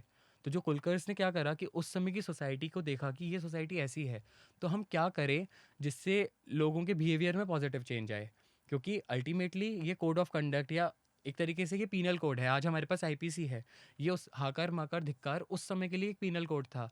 तो उस समय की नीड को देखते हुए एक पीनल कोड बनाया। अगर आज हम बोले किसी को चोरी नहीं करनी तो नॉट नेसेसरली कि एक चोर रुक जाएगा। तो इसीलिए आज के हिसाब से हमें एक पनिशमेंट करनी पड़ती है कि तुमने इस तरह से चोरी करी, इतना डैमेज करा, तो इतने साल आपको जेल होगी, इतना आपको एक मॉनेटरी फाइन देना पड़ेगा। लेकिन उस टाइम के लोगों के लिए एक समय में हाकार ही बहुत बहुत बड़ी चीज़ थी। फिर हाकार के बाद अगर हाकार बड़ी चीज़ नहीं रही तो उन्होंने फिर माकार पे गए, फिर एट द एंड वो धिक्कार पे चले गए। लेकिन अभी भी एक गवर्निंग बॉडी नहीं थी, तो कोई पनिशमेंट का स्ट्रिक्ट क्राइटेरिया नहीं था, सब कुछ अंदर अंदर हो रहा था। मेरा और आपका डिस्प्यूट हुआ तो हम एक दूसरे हमने हाकार माकार से सॉल्व कर लिया, या फिर हमारे कुलकर ने ये नीति यूज़ करी और सॉल्व कर दिया। लेकिन अब क्या हो रहा था कि ये जो कुलकर थे, जैसे मैंने नाइन्थ कुलकर की बात करी, नाइन्थ के बाद और भी कुलकर आए, उन्होंने अलग अलग कॉन्ट्रीब्यूशन करे। अब सोसाइटी उस स्टेट में आ गई थी, वो उस सिनेरियो में आ गई थी जब पहली किंगशिप शुरू हो। तो लास्ट कुलकर थे नाभि राय, अब उनका नाम है नाभि राय। तो उन्होंने क्या सिखाया, जो नेवल कॉर्ड होता है उसको कैसे कट करना वो उन्होंने सिखाया। तो यहाँ पर सोसाइटी को अभी तक पता ही नहीं था कि किंगशिप क्या है, लेकिन धीरे धीरे चेंजेस जो आ रहे थे, जैसे हमने स्टार्टिंग में देखा, लोग सन और मून को देखकर ही डर गए। उसके बाद लोग जो एनिमल्स हैं उनको देख के डरे। लेकिन अब धीरे धीरे लोग बहुत सारी चीज़ों से यूज टू हो गए थे। तो ये 14 कुलकरों की जो बात है, ये 14 की बात सुनने में भले बहुत सिंपल लगे, लेकिन अगर थोड़ा सा सोचेंगे तो लगेगा कि इन 14 के बीच में भी सोसाइटी कितना इवॉल्व हुई है, कितना चेंज हुई है। और एक मतलब एक तरीके से चीज़ें काफ़ी अपसाइड डाउन हो गई। लेकिन इस 14th कुलकर के बाद अब सोसाइटी को एक किंगशिप की ज़रूरत थी, और एक किंगशिप तैयार होने के लिए या एक प्रॉपर स्टेट के आने के लिए, एक राज्य शुरू होने के लिए एक बेस मिल चुका था। Understood. And I think even in everyday life, we can learn a lot from things like Hakar Makar Dikar as well, right? Because you can first try to negotiate, just try to say Hakar and उससे चीज़ों को solve करा जा सकता है. And then eventually you use more oppressing forms of punishment. या मतलब before publicly shaming someone, we should like settle it between us, why not to. Correct. And also अगर सेटल करना ही है तो Encourage पहले करके. पॉजिटिव नोट पे एनकरेज Yeah. करके करो, फिर नेगेटिव नोट पे जाओ, और दोनों काम ना करें तो फिर थर्ड नोट पे जाओ। So you spoke about the first king and the kingship starting. So who was the first king and how did that system start? So this is particularly very interesting for me. जैसे अभी हमने बात करी कुलकर्स की, मनु के system की, कि उस समय कुछ इंटेलिजेंट लोग थे जिन्होंने सोसाइटी को गवर्न करने का एक तरीका दिया कि सोसाइटी को इस तरह से चलना चाहिए, और इस तरह से अगर सोसाइटी चलेगी तो हम एक अच्छे भविष्य की तरफ आगे जाएंगे। लेकिन इसी तरह ये कुलकर और मनु, ये भारतीय इतिहास में, और भारतीय इतिहास के अलावा भी अगर हम देखें सोशियोलॉजी के पॉइंट ऑफ व्यू से या in general philosophical point of view से, कॉमन अवधारणा है, काफ़ी सेम कंसेप्ट है जो अलग अलग धर्मों में हमें मिलता है। इसी तरह से जब हम राज्य व्यवस्था की बात करते हैं तो सारे भारतीय दर्शनों में, और दर्शनों को भी छोड़ दें तो भारतीय इतिहास में एक राजा का उल्लेख मिलता है जो है राजा ऋषभदेव। और वो जो राजा ऋषभदेव हैं, वो एक कॉमन गाइडिंग लाइट की तरह उनको हाईलाइट करा गया है अलग अलग स्क्रिप्चर्स में। अब यहाँ पर केवल एक धर्म की ये बात नहीं है, हर धर्म में आपको राजा ऋषभदेव का, उनके कॉन्ट्रीब्यूशन का वर्णन मिलेगा। एक चीज़ दिमाग में रखनी है, हमने नाभि राय की बात करी, तो राजा Who Rishabh, was the 14th Kulkar? या तो Rishabhdev was the son of like Nabhi Rai, he was the son of Okay. 14th Kulkar. और उनकी कोरोनेशन कैसे हुआ, राज्य व्यवस्था की ज़रूरत कैसे पड़ी, जो आपका क्वेश्चन है उसको आंसर करने के लिए भी एक काफ़ी इंटरेस्टिंग स्टोरी है। तो एक टाइम ऐसा आया कि हाकर माकर धिक्कार की नीति काम ही नहीं करने लगी, तो लोग बार बार जाते और कंप्लेंट करते। अभी कुलकर थे उनके सामने, लेकिन लोग ऋषभदेव के पास ज़्यादा जाने लगे, और ऋषभदेव के पास जाने लगे। इससे हमें समझना चाहिए कि he was a very trusted figure, कि अभी से उनके जो पीपल्स बनने वाले हैं, जो उनके आगे जाके सब्जेक्ट्स होने वाले हैं, उन लोगों को कितना विश्वास ऋषभदेव पे है कि छोटी छोटी सी प्रॉब्लम्स का सॉल्यूशन लेने के लिए वो बार बार उनके पास जा रहे हैं। तो वो लोग फिर से गए कि आप अभी ये हाकर माकर धिक्कार तो काम ही नहीं कर रहा, अब हम क्या करें। देन ऋषभदेव सजेस्टेड कि आपको एक राज्य व्यवस्था चाहिए। अब यहाँ एक हमें इम्प्लीकेशन या एक आज का एप्लीकेशन देखना चाहिए कि why do we need a state, be it India, be it any nation, state की ज़रूरत क्या है। तो स्टेट की ज़रूरत, अगर हम अपने कॉन्स्टिट्यूशन का प्रियम्बल देखें तो वहाँ पर क्लियर लिखा है कि कुछ ऑब्जेक्टिव हैं स्टेट को बनाने के, कि हमें इक्वालिटी को इंश्योर करना है, हमें लिबर्टी देनी है, और कैसी लिबर्टी देनी है वो भी मैंशनड है, पॉलिटिकल, इकोनॉमिक, सोशल, हर तरीके की लिबर्टी देनी है, हमें अपलिफ्टमेंट चाहिए, वो ऑब्जेक्टिव्स हमारे प्रियम्बल में भी हैं और ऑलमोस्ट हर नेशन के प्रियम्बल के अंदर होते हैं। तो यहाँ पर ऋषभ देव ने समझाया कि अगर आपस के जो हमारी हमने एक छोटी सी व्यवस्था दी वो काम नहीं कर रही, तो अब हमें एक अथॉरिटी चाहिए, और वो अथॉरिटी कैसे सेटअप होगी। तो इन लोगों ने पूछा कि ये राज्य व्यवस्था क्या होता है, तो ऋषभ देव ने उनको राज्य व्यवस्था का मतलब समझाया कि वो अथॉरिटी, एक्चुअल में वो अथॉरिटी के पास पावर कहाँ से आएगी, वो हम ही देंगे। लाइक इन टुडेज डेमोक्रेसी, अगर हमारे प्राइम मिनिस्टर इतना सारा फंड किसी चीज़ को एलोकेट करते हैं तो वो अपने पास से नहीं कर रहे, वो अथॉरिटी हमने हमें दी दी है। है। हमने अपना ट्रस्ट एज अथॉरिटी उनको दिया है। आज जो भी उनके पास पावर है किसी भी मिनिस्टर के पास, इवन किसी सिविल सर्वेंट की बात करते हैं, उन्होंने अपने मेरिट के बेसिस पे भले ही एग्ज़ाम्स क्लियर करे, लेकिन उनको अथॉरिटी किसने दी है, वो हमने दी है। तो ये इसी तरह से ऋषभ देव ने इनको समझाया कि अगर आपस में आपकी बातें सॉल्व नहीं हो रही हैं, आपकी प्रॉब्लम्स कॉम्प्लिकेट होती जा रही हैं, तो हम क्यों ना एक बड़ी अथॉरिटी बनाएं। अब क्योंकि हम इंडिविजुअली हो सकता है पावरलेस हों, लेकिन जब हम साथ में आएंगे और साथ में मिलके एक कलेक्टिव अथॉरिटी क्रिएट करेंगे तो वो ओमनीपोटेंट बन जाएगा एक तरीके से। एटलीस्ट हम लोगों के ऊपर तो उसकी पावर चलेगी। तो इन लोगों ने बोला ये तो बहुत अच्छा आइडिया है, अब इसके लिए क्या चाहिए। तो उन्होंने बोला सबसे पहले, जैसे सप्तांग थ्योरी की भी बात करेंगे, तो राज्य बनाने के लिए राजा चाहिए जो गवर्न हम्म। करेगा। एक प्रॉब्लम यहाँ होती है कि लोग राजा को बहुत ही गलत लाइट में देखने लगे हैं, और पर्टिकुलरली जो मॉडर्न इंडियन हिस्ट्री है या फिर मेडिवल हिस्ट्री में जब ये सारे के सारे हमारे ऊपर आक्रमण हुए तो काफ़ी चेंजेस हुए। लेकिन अगर आप अर्थशास्त्र पढ़ोगे, आप हेमचंद्र आचार्य की अरहन नीति पढ़ोगे, तो आपको पता चलेगा कि इंडिया में राजा का मतलब, जो मोनार्की का मतलब हमने समझा है, वैसी मोनार्की इंडिया में, एटलीस्ट एंशियंट इंडिया में तो नहीं ही थी। अर्थशास्त्र में खुद चाणक्य ऐसा बोलते हैं कि राजा को राजा की वाइफ के लिए और अपने खुद के लिए सैलरी डिसाइड करनी चाहिए, और वो सैलरी इतने इस रेशियो से ज़्यादा नहीं हो सकती। सेम विथ ओह। आचार्य हेमचंद्र। इसी तरह से यशश तिलक चंपू नाम का एक ग्रंथ है, उसमें सोमदेव सूरी उन्होंने भी ऐसी बातें कही हैं कि राजा कोई इनफाइनाइट पावर उसके पास नहीं है, उसकी अथॉरिटी है वो भी सब्जेक्टिव है। अल्टीमेटली हमने देखा कि राजा ऋषभदेव समझा रहे हैं कि आपको एक राज्य व्यवस्था चाहिए। क्यों चाहिए? अपने भले के लिए चाहिए। तो अल्टीमेटली राजा की अथॉरिटी भी इतनी ना बढ़ जाए कि जो मेन एम था राज्य व्यवस्था को बनाने का वही हर्ट हो जाए। तो even throughout the history Raja Janak का एग्जाम्पल मिलता है, जो सीता जी के फादर थे। तो वहाँ पे एग्जाम्पल आता है कि मिथिला के अंदर पूरा मतलब सूखा पड़ गया था, बिल्कुल ड्रॉट था। जब सीता जी का जन्म हुआ उससे पहले की ये बात है, तो मिथिला के लोगों के पास खाना नहीं होता था। तो जो राजा जनक थे वो भूखे रहते थे। तो लोग उनको पूछते थे कि मतलब राजा के पास तो इतना सारा भंडार है और राजा के पास तो खाने के लिए है ही, लेकिन फिर भी वो नहीं खाते थे, क्योंकि राजा को यहाँ पर भूपति शब्द जो वर्ड है उससे हम संबोधित करते हैं, लेकिन साथ में एक वर्ड आता है प्रजापालक। तो राजा को बोला है कि raja is like a father to to his subjects. तो एक पिता अगर नहीं खा सकता उसके बच्चों को खिलाए बना, तो ये राजा जनक ने उनको समझाया कि ये सारी प्रजा इन्होंने मेरे ऊपर ट्रस्ट किया है, और अगर मैं इनकी हेल्प नहीं कर पा रहा तो मैं खुद भी हेल्पलेस हूँ। तो इस चीज़ के लिए इतना सेक्रीफाइस हमारे राजाओं में एक समय था। और यही ऋषभदेव की स्टोरी से हमें पता चलता है कि ये लोग पूछते हैं कि ठीक है, आपने राज्य व्यवस्था की बात करी, ये बनेगी कैसे।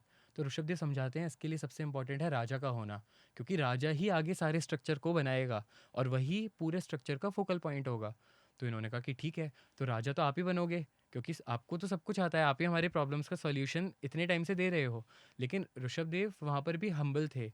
उनके लिए एक श्लोक आता है संस्कृत में, आदिमम पृथ्वीनाथम आदिमम निष्परिग्रहम, कि आदिमम पृथ्वीनाथम, पूरे ये जो लैंड है, जो ये भारत की भूमि है, इसके वो नाथ थे, ही वॉज द लॉर्ड। लेकिन आदिमम मादिमम निष्परिग्रहम, कि उनका फिर भी कोई परिग्रह नहीं था, वो उससे अटैच नहीं थे कि मुझे पावर चाहिए, मुझे अथॉरिटी चाहिए। नो, द ओनली रीज़न उन्होंने राजा बनना चुना या ये आइडिया दिया बॉस, कि उस समय केओस इतने बढ़ रहे थे कि उनको लगा कि कहीं पूरा ह्यूमन एग्जिस्टेंस खतरे में खत्म ना ना आ हो जाए। जाए। तो अब इन्होंने बोल दिया कि नहीं, मैं राजा नहीं बन सकता। तो क्वेश्चन आया कि क्यों नहीं बन सकते, जब सारे सॉल्यूशन आप देते हो तो आगे भी आप ही सॉल्यूशन दोगे ना।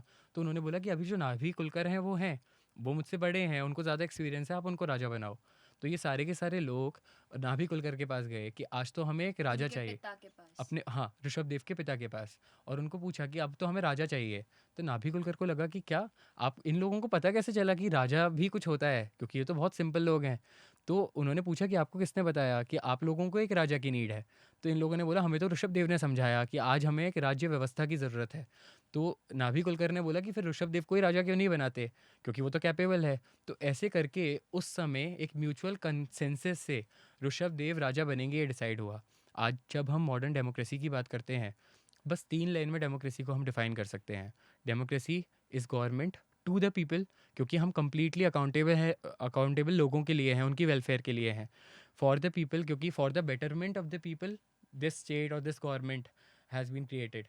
एंड बाय द पीपल, क्योंकि अल्टीमेटली अगर गवर्नमेंट बनी है, स्टेट बना है, तो वो लोगों ने ही बनाया है। अगर लोग नहीं होंगे, फॉर एग्जांपल एक टाइम था जब पाकिस्तान 2 पार्ट्स में था, ईस्ट और वेस्ट, लेकिन जिस आइडिया को लेके किसी स्टेट को चलना चाहिए वो नहीं चल पाए, तो लोगों ने क्या करा, वो पाकिस्तान से अलग हो गए। Ultimate power is people. Nepal में आज जो हो रहा है वो क्या है कि अगर हम लोगों का ही ध्यान नहीं रखेंगे, लोगों ने हमें पावर दी, चाहे कोई मोनार्की क्यों ना हो। जैसे हम लोग बोलते हैं ना कि जब ब्रिटिशर्स इंडिया में आए तो वो कितने कम थे और हम कितने ज़्यादा थे, लेकिन अल्टीमेटली उनको पावर देने वाले हमारी सोसाइटी ही थी। तो इसी तरह से उस समय लोगों ने अपने लिए, अपने ही फ़ायदे के लिए, और लोगों ने ही पावर देकर एक एक किंगशिप बनाई, जो पहली किंगशिप बनी, और उसमें राजा बने राजा Rishabhdev. Okay, so when you talk about Rishabh Dev, we hear a lot of stories around कि lots of people did not see him just as a king, but saw him like a father figure. So why was that? तो जैसा अभी मैंने राजा जनक का एक example लिया, Hmm. इसी तरह से श्री राम का भी एग्जाम्पल है कि श्री राम बार बार जाते थे, और ऐसा और भी जगह इवन अर्थशास्त्र में वर्णन है कि राजा को स्पाई करके, खुद को स्पाई हायर करने चाहिए और लोगों के ओपिनियंस कलेक्ट करने चाहिए। इसके अलावा पर्टिकुलर डेज पर या पर्टिकुलर इंटरवल्स के बाद वेश बदल कर गुप्त रूप से लोगों के बीच में जाके ओपिनियंस लेने चाहिए कि चल लोगों के माइंड में क्या चल रहा है, लोगों के एस्पिरेशंस क्या हैं। Ultimately they are my subjects. और अगर शास्त्रों में ही लिखा है, क्योंकि उस समय में धर्म was the guiding light, Hmm. धर्म के हिसाब से ही राज्य व्यवस्था होती थी, धर्म धार्मिक रिचुअल्स के हिसाब से राज्य अभिषेक होता था। तो धर्म गाइडिंग लाइट है, तो हमें ये पता चलना चाहिए ये मेरा धर्म है एज अ राजा, कि मेरे जिनको ऐसा ऑब्वियसली ऐसा बोला है कि राजा के लिए उसके सारे जो प्रजा है वो बच्चे हैं, तो वो मुझसे क्या चाहते हैं, क्या मैं कुछ गलत तो नहीं कर रहा, क्या मेरे किसी डिसीजन से उनके ऊपर तो प्रॉब्लम्स क्रिएट नहीं हो रही। ये सारी की सारी चीज़ें, इसीलिए भारत के अंदर जब राजा या सेनापति युद्ध भूमि में जाते थे तो वो आगे लीड करते थे। लेकिन जब ये इन्वेजन्स हुए तो उसके बाद एक कंसेप्ट शुरू हुआ कि राजा पीछे रहेगा और सेना आगे रहेगी। और ये हमने सुना होगा कि जब लड़ाई होती है तो राजा नहीं, वो तो हमेशा जो प्यादे हैं, प्रजा. सिपॉयज़ हैं, वो हाँ, मरते हैं। तो ये correct. कंसेप्ट इंडिया में था ही नहीं, इंडिया के राजा तो हमेशा लीड करने वाले थे। Understood. I think एक very interesting insight that you gave is कि कैसे पहले जब हम राजा महाराजा की कहानियाँ सुनते हैं, whether it be Chhatrapati Shivaji Maharaj या whether it be Rishabh Dev, they used to fight first. उनकी जो पूरी सेना रहती थी वो उनके पीछे रहती थी, and they used to be the ones leading, and they used to also, if the war does not end up in their favor, they used to die first as well. Versus the wars that we see now, we generally see that the people who are actually controlling, they will just sit behind and वो तो मैदान में उतरते भी नहीं है, but जो उनकी प्रजा होती है, जो पूरी सेना होती है, they are the ones that get sacrificed first. And I think if we learn from history and start implementing this, a lot of wars in itself would get solved and so many wars just would not happen. इसीलिए प्रजा सैनिकों के मरने से पहले राजाओं के यहाँ पर मतलब राजा शहीद हो जाया करते थे, क्योंकि वो आगे लीड फोर फ्रंट पे होते थे। उनको था कि हमारे लिए प्रजा लड़ रही है, हमें अपने आप को सेटिस्फाई करवाने के लिए, अपने ईगो को सेटिस्फाई करने के लिए इन लोगों की बलि नहीं देनी। तो सेम चीज़ ऋषभदेव के साथ थी। अगर हम उस टाइम के छोटे छोटे से इंस्टेंसेस को लें, फॉर एग्जाम्पल कल्प वृक्ष वाली बात हमने कही, ऋषभदेव के टाइम पर कल्प वृक्ष कम्प्लीटली ख़त्म हो गए। तो अब यहाँ पर जो भोग भूमि थी वो भोग भूमि रही नहीं, क्योंकि आप कंज्यूम करोगे क्या जब कुछ होगा नहीं। Correct. तो यहाँ पर ऋषभ देव का एक सबसे बड़ा कंट्रीब्यूशन है, वो है कर्म करने की प्रेरणा देना। He was the king, but he was someone जिन्होंने प्रोडक्शन शुरू करा। और किस चीज़ का प्रोडक्शन उन्होंने शुरू करा, तो ऑलमोस्ट हर चीज़ का, फ्रॉम क्लोथ्स टू फूड, सब कुछ उन्होंने बताया। और यहाँ पर ही जब हम इन स्टोरीज़ को देखेंगे, छोटे छोटे जो इंसिडेंट्स हैं उनकी लाइफ के, उसको देखेंगे, तो समझ में आएगा कि उन्होंने क्यों वो एक्चुअली फादर फिगर थे, because he was so approachable. एक छोटा सा कहानियाँ आती हैं कि एक छोटा सा आदमी भी जाकर उनको अपनी प्रॉब्लम शेयर कर सकता था। इस देश के सेकंड जो प्राइम मिनिस्टर थे, लाल बहादुर शास्त्री, उस टाइम पर हालत ये थी कि प्राइम मिनिस्टर का ऑफिस भी अप्रोचेबल था। लोग बहुत इजीली उनसे कनेक्ट करके अपनी प्रॉब्लम्स कह सकते थे। मैं मानता हूँ कि आज वो पॉसिबल नहीं है, सिक्योरिटी रीजंस भी हैं, बट क्या कभी हम आज के टाइम पे हम एक डिस्ट्रिक्ट मजिस्ट्रेट जो है, डीएम है, एसडीएम है, उनको भी अप्रोच कर सकते हैं? पीएम नहीं। सीएम तो बहुत बड़ी बात हुई, लेकिन ऋषभ देव की कहानी में कुछ भी प्रॉब्लम आई, अब उस टाइम पे लोगों के पास कल्पवृक्ष नहीं थे, तो उन्होंने भोग भूमि को कर्म भूमि बनाया। लोगों को बताया ऐसे एफर्ट्स डालकर आपको कल्टीवेशन करना है, जिसको हम बोलते हैं, उन्होंने असी मसीह और कृषि के सिद्धांत दिए। समझने वाली बात है, कृषि भी ऑल नो एग्रीकल्चर। लोग उनके पास आए कि ठीक है, ये एग्रीकल्चर आपने बताया, हमने कर लिया, अब आप बताओ अब इसका क्या करना है? तो उन्होंने ये भी समझाया खाना है, तो लोगों ने डायरेक्ट खाना शुरू कर दिया।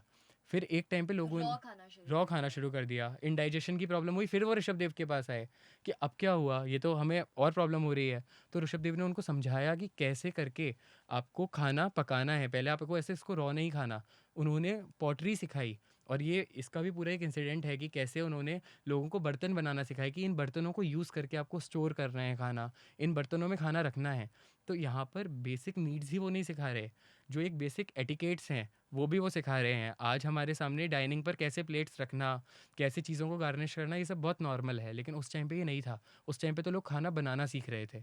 तो यहाँ पर ऋषभ देव फादरली फिगर इसीलिए थे क्योंकि वो अप्रोचेबल थे। दूसरा, वो अपने सब्जेक्ट्स के साथ में बहुत ज़्यादा वेल कनेक्टेड थे। तो आज के टाइम पे जो चीज़ होती है कि हमारा जो जो राजा है या लीडर है, उसका कनेक्शन नॉर्मली प्रजा के साथ में नहीं होता। उसके जो सब्जेक्ट्स हैं, चाहे प्राइम मिनिस्टर हो, चीफ मिनिस्टर हो, वो उतना नहीं होता, लेकिन Rishabh Dev was well connected. तो यहाँ पर कृषि की हमने बात करी, उन्होंने मसीह लिखने की कला सिखाई, स्क्रिप्ट दी। तो ब्राह्मी लिपि, एक ब्राह्मी एक स्क्रिप्ट है, और कई सारी जगह आपने पढ़ा होगा नमो भम्बिये लिविये, कि इस हम्म। देश के अंदर जो नॉलेज सिस्टम है उसको इतना इंपॉर्टेंस दिया गया है कि वहाँ पर वो बोल रहे हैं नमो भम्बिये लिविये, कि मैं ब्राह्मी स्क्रिप्ट को नमस्कार कर रहा हूँ। एक स्क्रिप्ट को, एक लिपि को क्यों नमस्कार किया जा रहा है, उसको इतना ज़्यादा रिस्पेक्ट या रिवर क्यों किया जा रहा है? फॉर एग्जाम्पल, हम डेली रोमन स्क्रिप्ट यूज़ करते हैं इंग्लिश का कुछ भी लिखने के लिए, देवनागरी यूज़ करते हैं हिंदी लिखने के लिए, ऐसे कई सारी स्क्रिप्ट्स हमारे पास हैं। लेकिन उस टाइम पर हमें सोचना चाहिए कि इस आर्य संस्कृति में या भारतीय संस्कृति में, जो जैसा मैंने पहले भी बोला, इंडियन नॉलेज सिस्टम्स के अंदर कितना ज़्यादा रिवर और रिस्पेक्ट ज्ञान को करा गया है, क्योंकि ये जो स्क्रिप्ट है ये बेस है। अगर ये स्क्रिप्ट ही नहीं होती तो ना हमारे पास कुछ लिखा हुआ होता, ना मॉडर्न आर्ट फॉर्म्स तक, या फिर जो भी हम नॉलेज को ट्रांसफ़र कर रहे हैं वो प्रोसेस हो ही नहीं पाता। तो उन लोगों ने वहाँ पर अपना ग्रेटिट्यूड दिखाया है कि ये स्क्रिप्ट जो है ultimately it is the mother of all the knowledge. तो इतने माइन्यूट डिटेल्स यहाँ पर है, और ऋषभ देव ने वो जो ये ब्राह्मी स्क्रिप्ट है, वो ऋषभ देव से कैसे लिंक्ड है कि उनकी एक बेटी का नाम था ब्राह्मी।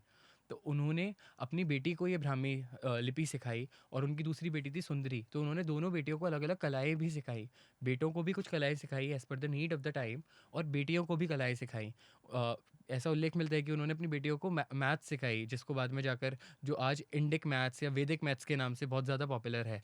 तो ऐसी कई सारी चीज़ें हैं, जब हम डिटेल में पढ़ेंगे ऐसे कई सारे क्वेश्चंस ऋषभ देव के सामने, छोटे छोटे क्वेश्चन आए कि आज तो हमारे जो एनिमल हैं, जिनको हमने डोमेस्टिकेट करा है, जो कैटल है, ये हेल्प ही नहीं कर रहा, क्योंकि पूरे टाइम ये खाना ही खाता जा रहा है। पूरे टाइम जो फॉर एग्जांपल बैल है, वो अगर घास ही खाता रहेगा तो वो मतलब खेती करेगा कब एक्चुअली एक आदमी? इतना सा क्वेश्चन भी वो ऋषभ देव के पास लेके गए। तो Rishabh Dev was actually a father figure, वो उनके लिए बहुत ज़्यादा अप्रोचेबल थे। और यहाँ से एक इन्फरेंस हमें ड्रॉ करना ही चाहिए कि एक अच्छे लीडर को कैसा होना चाहिए। अगर मुझे लीडर बनना है तो मेरे को एटलीस्ट जो मेरे सब्जेक्ट्स हैं उनके लिए कितना अप्रोचेबल होना चाहिए। दूसरी बात, एक सेंस ऑफ रिस्पॉन्सिबिलिटी जो ऋषभ देव ने वहाँ पर दिखाई एज अ राजा। और सेंस ऑफ रिस्पॉन्सिबिलिटी एक चीज़ है, लेकिन उसके साथ में जब हम किसी को अपना मानते हैं, जो इंक्लूसिवनेस, या this is a part of my family, this is not different from me, ये चीज़ को लेकर जो वो आगे चले हैं, तो इसीलिए उनको एक बहुत ही ज़्यादा एक्सेप्शनल राजा के तौर पे अक्रॉस इंडियन ट्रेडिशंस याद किया जाता है। जब हम राजा ऋषभ देव की बात करेंगे, तो और एक दो चीज़ों को हमें वहाँ पर देखना पड़ेगा कि उन्होंने एग्जैक्ट कंट्रीब्यूशन कैसे दिया। माइक्रो लेवल पे देखें, माइक्रो मतलब एक स्मॉल, एक इंडिविजुअल लेवल पे। तो एक आदमी की लाइफ में जो चीज़ें चाहिए होती हैं, लाइक अगर हमें सबसे इंपॉर्टेंट है फूड, तो वो वहाँ पर कंट्रीब्यूट कर रहे हैं एक इंडिविजुअल लाइफ में, बिल्कुल जो माइन्यूट डिटेल्स हैं वहाँ पर कुछ ऐड ऑन कर रहे हैं। जैसा पहले हमने डिस्कस किया कि आज हमारे लिए टेबल पे प्लेट्स लगाना, टेबल क्लॉथ लगाना, this is so normal, but वहाँ पर वो ये चीज़ें सिखा रहे हैं। जो चीज़ें आज हमारे लिए बहुत ही नॉर्मल एटिकेट्स हैं, वो चीज़ें वहाँ पर वो डाल रहे हैं, क्योंकि उनको पता है आगे जाकर हो सकता है अभी ये चीज़ें काम ना आए, लेकिन आगे जब ये सोसाइटी ग्रो होगी तब ये चीज़ों की वैल्यू बहुत ज़्यादा हो जाएगी। तो यहाँ पर वो माइक्रो डिटेल्स ऐड कर रहे हैं, छोटे छोटे एक एक इंडिविजुअल के साथ में खड़े हैं। और अगर मैक्रो एग्रीगेट लेवल पे देखें, तो जैसे इकोनॉमिक्स में दो पार्ट्स हैं, एक है माइक्रो, एक है मैक्रो। तो मैक्रो लेवल पे देखें तो वो स्टेट के लिए कुछ डिसीजंस ले रहे हैं, पूरी सोसाइटी एज अ होल, क्योंकि it is the society, it is the people, like people all together, जिन्होंने उनको वहाँ पर कोरोनेशन करा, जिन्होंने उनको ये राज्य दिया है, उनके बिहाफ पे वो फैसले ले रहे हैं। जैसे हमने बोला असी मसी कृषि, सबसे पहला क्या था, असी। तो फॉर एग्जांपल मसी और कृषि वो एक इंडिविजुअल लाइफ में ऐड हुआ, लेकिन असी उन्होंने शस्त्र विद्या सिखाई। हमने बोला कि वो डिटैच थे, वो कितने ज़्यादा ह्यूमैनिटेरियन ग्राउंड्स पे अगर हम उनको देखें तो वो बहुत ज़्यादा अहिंसक थे, लेकिन यहाँ पर उन्होंने हँसी क्यों सिखाया, उसके पीछे का रीज़न क्या था कि उनको ये वॉर क्राफ्ट भी सिखाना पड़ा, क्योंकि सोसाइटी की रक्षा के लिए इसकी भी ज़रूरत पड़ेगी। उस टाइम पे क्योस हो रहे थे और ये भी उनको पता था कि आगे सोसाइटी कैसे चेंज हो सकती है, और वहाँ पर लॉलेसनेस को दूर करने के लिए, या फिर कोई ऐसी सिचुएशन ना चली जाए जहाँ पर बहुत ज़्यादा लोगों का नुकसान हो, उसको गवर्न करने के लिए उन्होंने ये वॉरक्राफ्ट भी सिखाया। हरिभद्र सूरी नाम के एक जैन स्कॉलर ने उनके बारे में एक बात लिखी है अपने अष्टक प्रकरण नाम के ग्रंथ में, कि नॉर्मली पॉलिटिक्स हर किसी के लिए एडवाइजेबल नहीं है, क्योंकि जब आज भी आप देखो पॉलिटिक्स में जब हम इन्वॉल्व होते हैं तो कई सारी ऐसे गलत काम हैं जिसमें हमें पावर को बनाए रखने के लिए इन्वॉल्व होना पड़ता है। करना ही पड़ता है। हाँ, इसके अलावा अगर हम थोड़ा-सा आगे आदिनाथ की लाइफ में जाएँगे, जब वो पहले राजा से आदि योगी बन गए, मतलब आदि का मतलब है कि फर्स्ट, तो जब वो फर्स्ट योगी बने और उसके बाद जो उन्होंने काम करा, उन्होंने एक एक छोटे से इंसेक्ट को भी पीड़ा ना हो इस चीज़ का ध्यान रखा। लेकिन यहाँ पर वो ये सारे कल्टीवेशन, इन सारे कामों में इन्वॉल्व क्यों हुए? ये क्वेश्चन हमारे दिमाग में आएगा कि एक व्यक्ति जो सब कुछ छोड़ने वाला है, जो सब कुछ बिल्कुल रिनंसिएशन के मार्ग पे जाने वाला है, वो यहाँ पे राज्य व्यवस्था क्यों चला रहा है? क्यों लोगों को ये छोटी-छोटी चीज़ें सिखा रहा है, जिसको वो खुद छोड़ेगा? तो उसका आंसर अष्टक प्रकरण में है कि अगर उस समय ऋषभदेव ने ये नहीं किया होता, तो सिचुएशन इतनी वर्स और वर्स्ट हो जाती कि ह्यूमन एग्जिस्टेंस मतलब ह्यूमन सर्वाइवल पॉसिबल ही नहीं होता। केओस बहुत ज़्यादा बढ़ जाते। और ऋषभदेव का जो कंट्रीब्यूशन है, मैंने छोटी-छोटी डिटेल्स बताई कि कैसे वो सब अप्रोचेबल थे, लोग उनको क्यों रिस्पेक्ट करते थे। इसके अलावा मेन कंट्रीब्यूशन उनका माइक्रो मैक्रो लेवल पे तो हमने देख लिया। एक सबसे बड़ा कंट्रीब्यूशन और सबसे समराइज्ड अगर कंट्रीब्यूशन कहें, तो वो कॉन्फ्लिक्ट से कॉपरेशन की तरफ, या केओस से कोऑर्डिनेशन की तरफ सोसाइटी को लेके गए। उन्होंने भोग भूमि से कर्म भूमि बनाई। वो कर्म योगी भी थे, हम उनको आदि योगी बोलते हैं। उन्होंने कर्म करने का सिद्धांत दिया, लोगों को सिखाया कि आपको पुरुषार्थ करना पड़ेगा, you need to put in efforts अगर रिजल्ट चाहिए। और रिजल्ट्स भी कैसे, पॉजिटिव रिजल्ट्स की तरफ एक सोसाइटी को इंड्यूस करा। लेकिन सबसे बड़ी बात, उस केओस से उन्होंने हमें बचाया। आज भी कितने तरीके के केओस हमारे सामने हैं। तो यहाँ पर हमें ऋषभदेव का एग्जाम्पल लेना है कि कैसे इन कन्फ्लिक्ट्स को इंडिविजुअल स्फेयर में भी और एक एग्रीगेट लेवल पे हमारी सोसाइटी, मैनकाइंड एज होल को भी अभी छोड़े, लेकिन हमारी रेसिडेंशियल सोसाइटी के लेवल पे हम कैसे कन्फ्लिक्ट्स को सॉल्व कर सकते हैं। हमें प्रॉब्लम ओरिएंटेड बनना ही नहीं है, हमें तो सोल्यूशन ओरिएंटेड बनना है। ये छोटी छोटी जो लाइफ लेसन्स भी अगर हम ऋषभदेव की लाइफ से लें, तो हमें समझ में आएगा कि कैसे एक अच्छा लीडर ही नहीं, एक अच्छा इंसान, because we are a part of society, तो एक अच्छा पार्ट बनकर भी हम इस सोसाइटी में कुछ फ्रूटफुल कॉन्ट्रीब्यूशंस कर सकते हैं। और इसीलिए ओनरशिप का कंसेप्ट है। अगर आज हम कॉर्पोरेट लाइफस्टाइल को देखें, देयर इज़ ओनरशिप। वो ओनरशिप देते क्यों हैं? फॉर एग्जांपल 2% पार्टनरशिप या ओनरशिप, क्योंकि अगर आपका कुछ लूज़ करने के जैसा वहाँ पर होगा, या फिर कुछ गेन करने के जैसा होगा, तो ये रिवॉर्ड सिस्टम के कारण आप काम ऐसा ही करोगे कि वो सबके लिए ठीक हो। फॉर एग्जांपल अगर मुझे लगता है कि मैं कुछ थोड़े से एक्स्ट्रा एफर्ट्स डालूँ और मेरा किसी चीज़ में 5% का स्टेक है, तो मुझे कुछ एडिशनल मिलेगा, तो मैं कुछ गलत नहीं करूँगा एटलीस्ट। इसी तरह से आज जो लड़ाइयाँ हो रही हैं, तो हमारे लीडर्स का स्टेक ही नहीं है। उस टाइम पे अगर लड़ाई होती थी, किसी ने फॉर एग्जांपल आक्रमण कर दिया, अटैक करा, तो यहाँ पर लीडर का खुद का स्टेक होता था। सिर्फ ये नहीं कि मेरी पावर चली जाएगी, ये कि वो खुद उस वॉर का पार्ट है, वो फोर फ्रंट पे है। उसको पता है कि वो कुछ भी गलत डिसीजन लेगा ही नहीं। अब यहाँ पर क्या है कि उसको पता है कि मेरी पावर तो चलती ही रहेगी, मुझे क्या। आपने शायद एग्जाम्पल सुना होगा जूनागढ़ के नवाब का, जब इंडिया और पाकिस्तान का डिवीज़न हुआ, वो यहाँ से अपना जो सामान था उसको लेके भाग गए और अपनी वाइफ़ को यहाँ पे छोड़ गए। उनकी जो काफ़ी सारी वाइफ्स थी, जो चीज़ें उनको पसंद थी वो लेके गए और उन सबको छोड़ गए। तो अगर थोड़ा-सा भी उनका कनेक्शन अपनी वाइफ़ के साथ होता, तो वो ऐसा कर ही नहीं सकते थे। और ये तो फिर भी फैमिली की बात है, यहाँ पर हम सोसाइटी की बात कर रहे हैं। उसमें हो सकता है जो सारे लोग होंगे, हम उनके साथ कनेक्ट कर पाए या ना कर पाए। Being a wife to someone और being a husband is a direct relationship. But हम तो सोसाइटी की बात कर रहे हैं जिसमें कई सारे लोगों को हम जानते भी नहीं होंगे।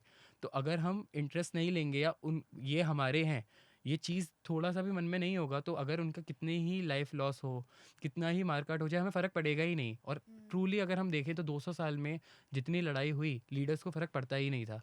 अगर पड़ता होता तो कितनी ही सारी ऐसी लड़ाइयाँ थी होती जो नहीं। होती ही नहीं। ट्रू। सो आपने ऋषभ देव महाराज के सोसाइटी पर मैक्रो एंड माइक्रो लेवल बहुत सारे डिसीजंस के बारे में बात करी.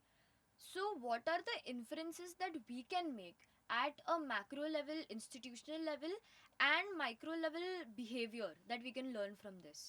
एक छोटे से एग्जाम्पल से समझते हैं। कभी कभी जैसे हमने बोला, एक इंडिविजुअल सेल्फ है और एक कलेक्टिव सेल्फ है। अब कभी कभी इसके जो इंसेंटिव्स होंगे हमारी खुद की सेल्फ इंटरेस्ट प्रॉब्लम के मारे, क्योंकि एक एज अ ह्यूमन हम ऐसा सोचते हैं कि सेल्फिश हो, एक ह्यूमन सेल्फिश होता है, ठीक है।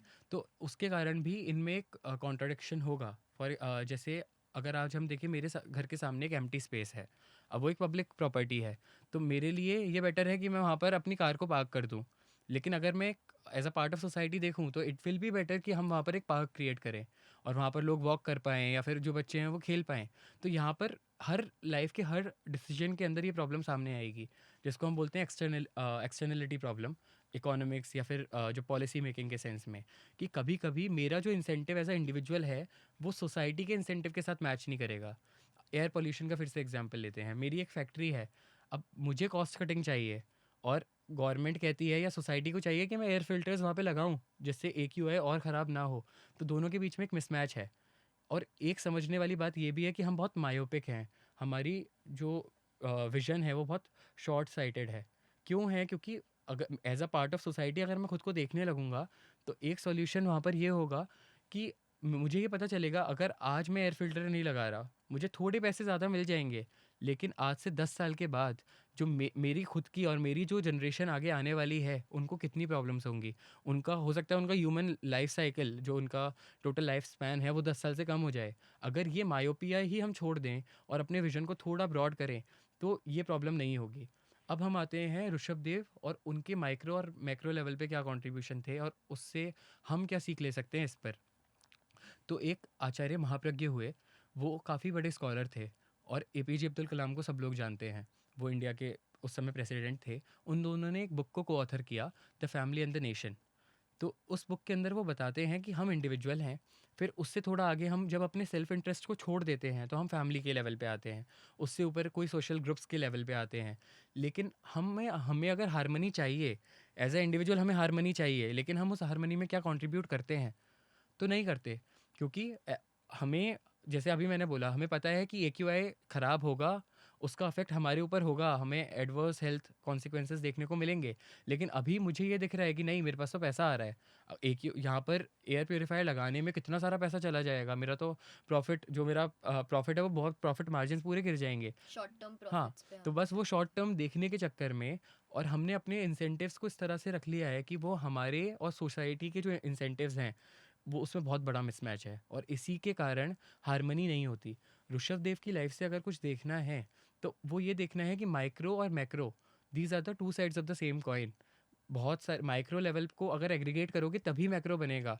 और आज अगर सबसे बड़ी प्रॉब्लम किसी इकोनॉमी में या पॉलिसी लेवल पे भी है, सोसाइटी में है, तो बहुत बार हम ऊपर बैठ के कुछ भी डिसीजन ले लेते हैं। फिर उसमें बहुत सारे रिसोर्सेज वेस्ट होते हैं, टाइम वेस्ट होता है। हमें पॉलिसी पैरालिसिस के बारे में पता है, जो साउथ एशियन कंट्रीज़ है उसमें ये बहुत ज़्यादा है। एक पॉलिसी को आने में ही टाइम लग जाता है, रेड टेपिज्म बहुत कुछ है। फिर पैरालिसिस ऑफ इम्प्लीमेंटेशन, एग्जीक्यूट तो हो ही नहीं पाता वो अच्छे से। ये सब होने के बाद भी हम कभी ऐसा पॉलिसी बनाने के टाइम पे ये चीज़ सोचते हैं कि इसका माइक्रो लेवल पे क्या इफ़ेक्ट होगा? और वो नहीं सोचते, वो इसीलिए नहीं हमारे लीडर सोच पाते क्योंकि उनका कनेक्शन नहीं है। This is the only reason. They are not there on ground to हाँ, experience वो it. हो सकता है वो भी उसी लेवल से उठ के आए हों, वो भी एक समय में Hmm. बीपीएल रहे हों, लेकिन यहाँ पर ऊपर उठने के बाद उन्होंने वो उनका स्टेचर इतना ऊपर हो गया कि उनको नहीं पता कि एक पॉलिसी चेंज से जो नॉर्मल हमारे गरीब किसान है, जिसके पास फॉर एग्जांपल जो लैंडलेस है, या एक बीपीएल एक बंदा है, उसको कैसे अफेक्ट ये उसकी पॉलिसी करेगी। अगर ये थोड़ा सा भी कनेक्शन, ये एम्पैथी स्टैब्लिश हो जाए, तो वो माइक्रो और मैक्रो के बीच में जो डिफरेंस है वो रहेगा नहीं। और ये इंडिविजुअल लेवल पे भी नहीं रहेगा, क्योंकि मेरे जो इंसेंटिव हैं वो सोशल इंसेंटिव बन जाएंगे। मेरा जो अभी इंडिविजुअल ऑब्जेक्टिव था, उसको मैं सोसाइटी को ऑलरेडी कंसिडरेशन में रखकर फॉर्म करूँगा। तो ये एक चीज़ है जो राजा ऋषभदेव से उन्होंने उस समय जो कंट्रीब्यूशन करे, उससे हमें डेफिनेटली सीखनी ही चाहिए। और अगर हम नहीं सीखेंगे तो और ज़्यादा एडवर्सिटीज़ सामने आने ही वाली हैं। Understood. So, is this where civilization story ends, or were there even more changes after Raja Rishabdev? So no, Rishabhdev पहले राजा थे, पहला राज्य व्यवस्था वहाँ पर बन गया। लेकिन अगर आज हम देखें तो काफ़ी सारे चेंजेस हो गए। तो ऋषभदेव का जो राज्य था वो प्योरली और प्योरली एक सोशल ऑब्जेक्टिव को लेके बना कि मुझे केओस को ख़त्म करना है, हार्मनी को एस्टेब्लिश करना है। लेकिन इसके बाद चीज़ें चेंज हुई, सोशल स्ट्रक्चर और ज़्यादा रिजिड हो गए। दूसरा, जैसे पहले भी बोला कि मैन सेल्फिश है, तो लोग अब यहाँ पर ये मैक्सिमाइजेशन वाली बात आई कि maximization not just of resources like wealth, also of power. तो अब ऋषभदेव के बाद जैसे भरत चक्रवर्ती राजा बने, और शायद आपने सुना होगा कि भारत का नाम भारत उन्हीं के नाम पर पड़ा है। ये हम बार बार अलग अलग जगह पर सुनते हैं, पढ़ते हैं। तो भरत चक्रवर्ती, चक्रवर्ती का क्या मतलब है कि वो एक अखंड राजा थे। जैसे हम छत्रपति शिवाजी महाराज के लिए बोलते हैं छत्रपति, उनका एक अखंड साम्राज्य था। तो इसी तरह से छः खंड का एक कंसेप्शन है कि एक बहुत बड़े लैंड मास का राज्य इनके पास था। तो अभी तक ऋषभदेव ने जो 80 जो शस्त्र विद्या सिखाई थी, वो सोसाइटी के केवल और केवल भले के लिए सिखाई थी कि सोसाइटी में लॉलेसनेस ना हो, अपना प्रोटेक्शन हो पाए। वहाँ पर मेन एम था हमारा प्रोटेक्शन। लेकिन यहाँ पर वही शस्त्र विद्या अब हमारी पावर को कैप्चर करने का एक माध्यम बन गई। तो ये सोसाइटी के अंदर चेंजेस आए, भरत चक्रवर्ती आए। इसी तरह से अ, और भी चक्रवर्तियों का वर्णन है, उसमें कुछ अच्छे भी थे, कुछ उतने अच्छे नहीं थे, उन्होंने अच्छे से शासन नहीं करा, क्योंकि पावर के साथ में रिस्पॉन्सिबिलिटी आती ही है। You must be accountable. तो अब यहाँ पर जो अभी तक मोनार्की काफ़ी ज़्यादा लोगों से कनेक्टेड थी, जो मोनार्की के अंदर भी डेमोक्रेटिक आइडियल्स देखने को मिलते थे, वो कम्प्लीटली चेंज हो गया। अब जो सिस्टम था वो प्रॉपर एब्सोल्यूट मोनार्की बन गई कि मुझे मेरा जो वेल्थ है, मेरा जो ईगो है, उसको सेटिस्फाई करना है, अपने आप के लिए पावर को क्लच करना है। पहले अपने लोगों के लिए सब कुछ करना था, वो चेंज हुआ। इसी तरह से आगे वासुदेवों का की बात आती है कि पहले वासुदेव होते थे, कि इतनी इतने बड़े लैंड मास का उनके पास राज्य होता था। ऐसे प्रति वासुदेव होते थे। उन लोगों के बीच में राइवलरी की भी कहानी आती है कि कैसे पावर के लिए उनके बीच में लड़ाई होती ही थी और वो लड़ते थे। उसमें कुछ हेल्पिंग किंग्स होते थे जो इनको हेल्प करते थे, कुछ उनके हेल्पर्स होते थे। तो अल्टीमेटली यहाँ पर पावर चीज़ों को बहुत ज़्यादा गवर्न करने लगी। और पावर का मतलब केवल ये एज अ मोनार्क पावर नहीं है, हर चीज़ में। क्योंकि जब आप लड़ोगे आपको पैसा भी मिलेगा, आपको लैंड मास मिलेगा, आपको मोर नंबर ऑफ़ पीपल मिलेंगे जिनके आप राजा हो। तो ये सारे की सारी जो मटेरियल ऑब्जेक्टिव्स थे, ये लोगों को गवर्न करने लगे। चीज़ें कॉम्प्लिकेट हुई, और उधर से लेके मोनार्की से लेके फिर हम जब यूरोप के अंदर रेनेसा हुआ, उसके बाद मॉडर्न डेमोक्रेसी का कुछ कंसेप्ट वेस्टर्न थिंकर्स के मन में आया, और हम वहाँ से लेकर फिर आज यहाँ तक आए हैं। Understood. So, this is how civilizations grew, and I think modern monarchies and even democracies के लिए हम बहुत सारी analogies draw कर सकते हैं from all of these stories. So, when you speak about India, that is Bharat in particular, when and how did that come into existence?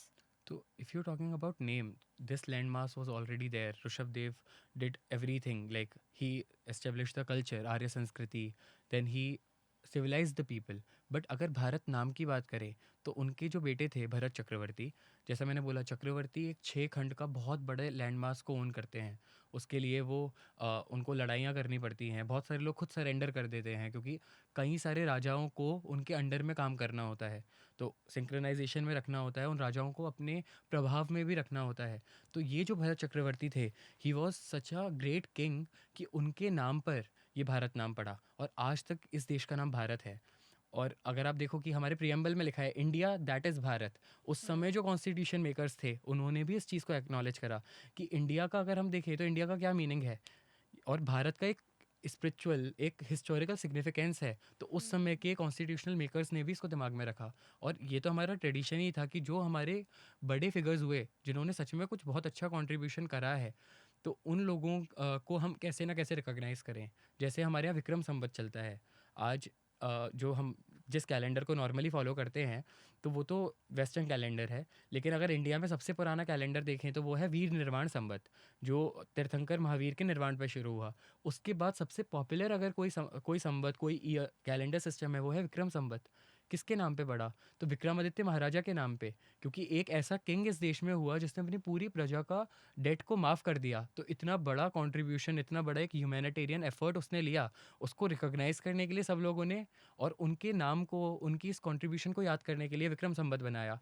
इसी तरह से भरत चक्रवर्ती, वो चक्रवर्ती थे, उन्होंने काफ़ी सारे नियम लाए। जैसे हमने हाकार माकार धिक्कार की बात करी, साम दाम दंड भेद यूज़ करा, उस समय ये पॉपुलर हो गया। उन्होंने राजनीति दी, बहुत सारे नए इंस्टीट्यूशंस को यहाँ पर ऑर्गेनाइज करा। क्यों? क्योंकि ऋषभदेव भगवान के टाइम पे नीड अलग थी, अब यहाँ पर उनको एक कोऑर्डिनेशन बिठाना था। जैसे हमारे यहाँ एग्जीक्यूटिव, लेजिस्लेचर और जुडिशरी एक पावर का एक 3 ब्रांचेज हैं और साथ में काम करती हैं। अब इस तरह से उनको भी काफ़ी चीज़ें करनी थी, लेकिन वहाँ पर ही वॉज द मोनार्क। तो वहाँ पर लेजिस्लेचर में भी वो थे, एग्जीक्यूटिव में भी वो थे और जुडिशरी में भी वो थे, क्योंकि राजा का एक काम है न्याय देना। तो बहुत सारी चीज़ें उन्होंने इस्टेब्लिश करी, बहुत सारे इंस्टीट्यूशन बनाए। लेकिन जैसा हम ऋषभदेव के लिए बोलते हैं, ऐसा ही कुछ भरत चक्रवर्ती के अंदर भी था कि वो भी भले ही राजा हों, मोनार्क हों, लेकिन वो भी काफ़ी स्पिरिचुअल थे। और इस देश में जो राजा ज़्यादा स्पिरिचुअल या ज़्यादा धार्मिक टच में रहे, चाहे वो विक्रमादित्य हों, छत्रपति शिवाजी हों, या उनके गुरु थे समर्थ गुरु रामदास, महाराणा प्रताप हों, जिनको अलग अलग धर्म गुरुओं ने प्रतिबोध दिया, उन सब ने एक बहुत बड़ा काम सिर्फ आर्य संस्कृति या भारतीय संस्कृति के लिए नहीं, पूरे ग्लोबल लेवल पे अगर उनके कॉन्ट्रीब्यूशंस को हम देखें तो बहुत बड़ा कॉन्ट्रीब्यूशन करा है, जो हम आज के टाइम पे इमेजिन भी नहीं कर सकते कि इतनी पावर होल्ड करने वाला बंदा इतने सारे लोगों के लिए भी सोच सकता है और इस तरह से भी सोच सकता है। तो ये इस चीज़ को देखते हुए कि भरत चक्रवर्ती इतने बड़े राजा हैं, अपनी प्रजा का कैसा ख्याल ख्याल वो रखते हैं, कितना कुछ करते हैं, इंडिया के लोगों ने उसको रिकॉग्नाइज करने के लिए इस देश का नाम ही भारत रख दिया। Interesting. So, do you see any contribution, any involvement, whether it is active or passive, of the Jain community in the evolution of modern democracy in India? So this question is something that is very close to my heart. तो जब हम modern democracy की बात करते हैं तो ऐसा माना जाता है कि यूरोप में इसकी आइडियल्स का जन्म हुआ, लेकिन एक आश्चर्य की बात यह है कि यूरोप में जन्म हुआ और यूरोप ने ही सबसे ज़्यादा इस डेमोक्रेटिक आइडियल्स को कुचला, जगह जगह जाकर कॉलोनाइजेशन करा, जगह जगह जाकर कितनी सारी प्रॉब्लम्स क्रिएट करी। आज भी अगर हम साउथ अफ्रीका देखें तो वहाँ पर आधी से ज़्यादा प्रॉब्लम इस कॉलोनाइजेशन के कारण हुई। यूएसए के अंदर तो आज कोई उसका ओरिजिनल इनहेबिटेंट है ही नहीं, उन लोगों ने पूरा ख़त्म कर दिया। तो वो लोग ऐसा बोलते हैं कि मॉडर्न डेमोक्रेसी का आइडिया हमने दिया, लेकिन मैं आपको आज से लगभग 150 साल पहले हुए एक जैन आचार्य के बारे में बताऊंगा। आपने शायद उनका नाम सुना होगा, आचार्य बुद्धिसागर सूरी जी। और पीएम मोदी ने भी कई बार उनको रिकॉग्नाइज़ किया है। उन्होंने एक पोएम लिखी, एक दिन एवो आवश्य। तो एक छोटी सी पोएम है कि एक दिन ऐसा आएगा, और उसमें एक बहुत सुंदर लाइन है। उन्होंने बोला, राजा सकल प्रजा हशे, राजा ना अन्य कहावशे, कि जो प्रजा है, जो सब्जेक्ट है, वो राजा बन जाएंगे और कोई राजा नहीं कहलाएगा। अब इस चीज़ पर भी उस समय काफ़ी उनको रॉथ फेस करने को मिला, क्योंकि उस समय तो राजा थे। India was divided into so many, like more than 300 princely states, और उस समय वो गुजरात में थे, तो उनको भी मतलब लोगों ने माना नहीं, ये क्या बात है, हमारे तो प्रिंसेस हैं। और आज भी आप देखो, जो प्रिंसली स्टेट्स ख़त्म हो गए लेकिन प्रिंसेस तो अभी भी हैं, उनके पास कितनी कितनी प्रॉपर्टीज़ हैं। तो उन्होंने उस समय ये वाली बात बोली। और अगर आप इसको पढ़ोगे, इस पोएम को, उसमें आगे उन्होंने एक सपना देखा है, एक कल्पना करी है कि मॉडर्न डेमोक्रेसी कैसे होगी। ये तो शुरुआत है कि राजा प्रजा बन जाएंगे, प्रजा के लिए कोई राजा जैसा होगा ही नहीं। आज पीएम है, सीएम है, वो राजा नहीं है, वो भी तो आखिर में प्रजा का ही एक पार्ट है। तो ये चीज़ उन्होंने बोली। उसके आगे उन्होंने और भी एक भारत का सुनहरा भविष्य बताते हुए बोला, हुनर कला साम्राज्य नो, स्वातंत्र्य जगमग आवश्यक, कि मतलब जो स्किल्स हैं, इसको लोग अप्रिशिएट करने लगेंगे। तो बुद्धिसागर सूरी जी तो एक एग्जाम्पल हैं। इसी तरह से उस समय जो और जैन आचार्य थे, जो अलग अलग स्ट्रगल्स चल रहे थे, अलग अलग मूवमेंट्स थे, उसके अंदर उन्होंने पार्टिसिपेट करने के लिए लोगों को प्रमोट किया। और ऐसे कई सारे एग्जाम्पल हैं। इसी तरह से कितने सारे हिंदू धर्म के जो लोग थे, बौद्ध धर्म के लोग थे, उन्होंने भी कंट्रीब्यूट करा इस चीज़ के अंदर। तो यहाँ पे समझने वाली बात यह है कि हमने आचार्यों का एग्जाम्पल क्यों दिया, क्योंकि आचार्य एक लीडर हैं उस पूरे के पूरे धार्मिक कम्युनिटी के। तो यहाँ पर जैसे बुद्धिसागर सूरी जी हैं, ऐसे कई सारे लोग थे। लेकिन अगर हम जर्नल पब्लिक पे जाएं, तो कितने सारे ऐसे जैन लोग थे जिन्होंने कंट्रीब्यूट करा अपने। इवन अगर हम देखें, सबसे पहले इस देश के लिए किसी ने अपनी लाइफ को सेक्रीफाइस करा तो वो एक जैन था। रानी लक्ष्मीबाई को फंड करने के लिए जिसने अपनी लाइफ को सेक्रीफाइस करा, वो एक जैन था। और इस तरह से तो एक पूरी लिस्ट है, इसके ऊपर आई थिंक एक बुक भी पब्लिश हुई है। और अगर हम एक लाइफ सेक्रीफाइस या शहीदी के अलावा भी कंट्रीब्यूशन देखें, तो Jain people were actively participating in each and every struggle. चाहे जेल जाना हो, चाहे नॉन कॉपरेशन मूवमेंट हो, हर चीज़ में जैन समाज ने बहुत अच्छा कंट्रीब्यूशन करा है। आपने शायद सुना होगा, नेमी सूरी जी करके एक आचार्य हुए, जिन्होंने सरोजिनी नायडू के साथ में मिलके ब्रिटिशर्स के खिलाफ बहुत बड़ी रैली मुंबई में निकाली। और वो रैली ऐसी थी कि जिसमें सिर्फ जैन नहीं, सारे धर्म के लोग सामने आए। क्यों? क्योंकि हमारे जो फंडामेंटल राइट्स हैं, practising my religion is something that is my fundamental right, ये अब जाकर कॉन्स्टिट्यूशन आने के बाद रिकॉग्नाइज हुआ। लेकिन जो सो कॉल्ड यूरोपियंस हमें ये फंडामेंटल राइट्स के बारे में सिखाते हैं, वही एक जैन तीर्थ को एनक्रोच करना चाहते थे अपने कोई फ़ायदे के लिए। इसी तरह से बहुत सारी वो ऐसे पॉलिसीज़ लेकर आए जो डायरेक्टली हमारे फंडामेंटल राइट्स के खिलाफ थी, हमारे बिलीफ के खिलाफ थी। तो उस समय एक ये सिर्फ और सिर्फ एक जैन समाज का प्रश्न नहीं था कि एक जैन हो और आपके लिए शत्रुंजय बहुत इंपॉर्टेंट है, तो आपको यहाँ पर फाइट करनी है। सरोजनी नायडू सामने आई कि ये तो पूरे भारतीय सभ्यता का प्रश्न है, क्योंकि जो शत्रुंजय है, it is devoted to Adinath, and Adinath is our like founding father. तो हमें, और दूसरी बात, अगर हम धार्मिक रीति से भी देखें, आज शत्रुंजय है, कल कोई और होगा, ये सोच के उस समय के लीडर्स ने ये स्ट्रगल करा। और ऐसे छोटे छोटे और भी कई सारे एग्जाम्पल्स हैं। तो अगर हम इस तरह से देखेंगे तो कंट्रीब्यूशन बहुत ज़्यादा था। और अगर हम स्क्रिप्चरल लेवल पे थोड़ा जाएं और डेमोक्रेटिक आइडियल्स को देखें, लिबर्टी, इक्वालिटी, तो ये सारे आइडियल्स हमें वहाँ पर मिलते ही हैं। सिर्फ जैन स्क्रिप्चर्स में ही नहीं, और स्क्रिप्चर्स में भी ये आइडियाज़ हमें मिलते हैं। That's very insightful. So, for people who are curious about Indian culture and philosophy, what does this entire journey teach us, and how can we use it to make our everyday lives better? Okay, तो there are several influences that we can draw.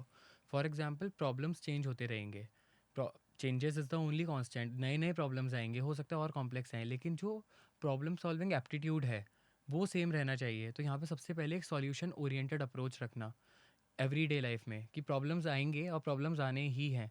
और दूसरी बात, as a society और as an individual, जब हमारे objectives align नहीं हो रहे, उनमें अलाइनमेंट कैसे लेके आना।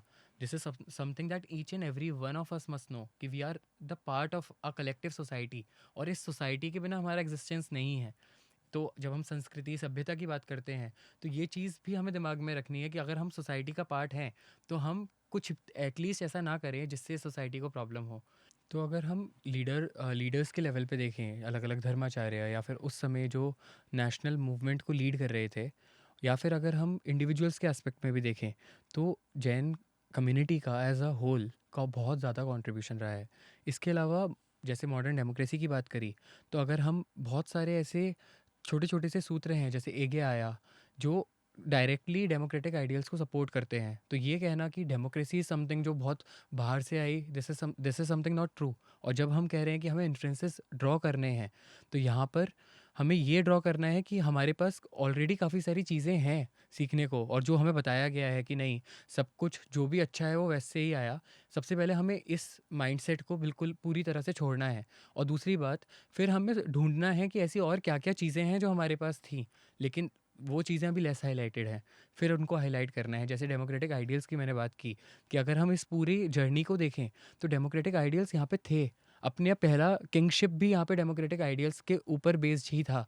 तो ये छोटी-छोटी सी चीज़ों को हमें ग्लोबल लेवल पे हाइलाइट करना है, क्योंकि सिर्फ़ अपना मिसकंसेप्शन दूर नहीं करना, या हमारे जो इंडिया के अंदर और लोग हैं उनका मिसकंसेप्शन हमें दूर करना है। हमें एक ग्लोबल नैरेटिव भी सेट करना है कि अभी तक जो हमें पढ़ाया गया, वो एक प्लान्ड तरीके से या अनप्लान्ड तरीके से भी गलत था, और कैसे गलत था, और अगर वो गलत था तो फिर सही वर्ज़न क्या है। ये मुझे लगता है कि सबसे इम्पोर्टेंट कुछ इन्फेरेंस या कुछ लर्निंग लेसन हो सकता है। Agreed, that's incredibly insightful. I think we have a lot to learn from Indian culture and a lot to be proud of for India as a whole. Civilizations didn't begin with monuments or kings, but with the choice to live together, to cooperate, and to create order out of chaos. Rishabhayan is an effort to revisit that journey, to understand how humanity moved from survival to structure. ये एक अंतर्राष्ट्रीय अभियान है जो राजा ऋषभदेव के मूल सिद्धांत और धर्म को दोबारा समझाने का प्रयास करता है. It looks back at the roots of our collective growth, exploring how those same principles, knowledge, ethics, and harmony can help us shape this future in a more balanced way. Shreyansh, thank you so much for joining us today and sharing your insights. It's been a fascinating journey through the story of humanity's first order. And to all our listeners, thank you so much for tuning in. अगर आज आपको कुछ भी नया सीखने मिला हो, तो प्लीज़ इस चैनल को सब्सक्राइब कीजिए so that you don't miss any interesting conversations that we bring out. Let us know in the comments आपको ये वीडियो कैसा लगा and what was the most interesting part of this conversation. Thank you again and see you in the next episode.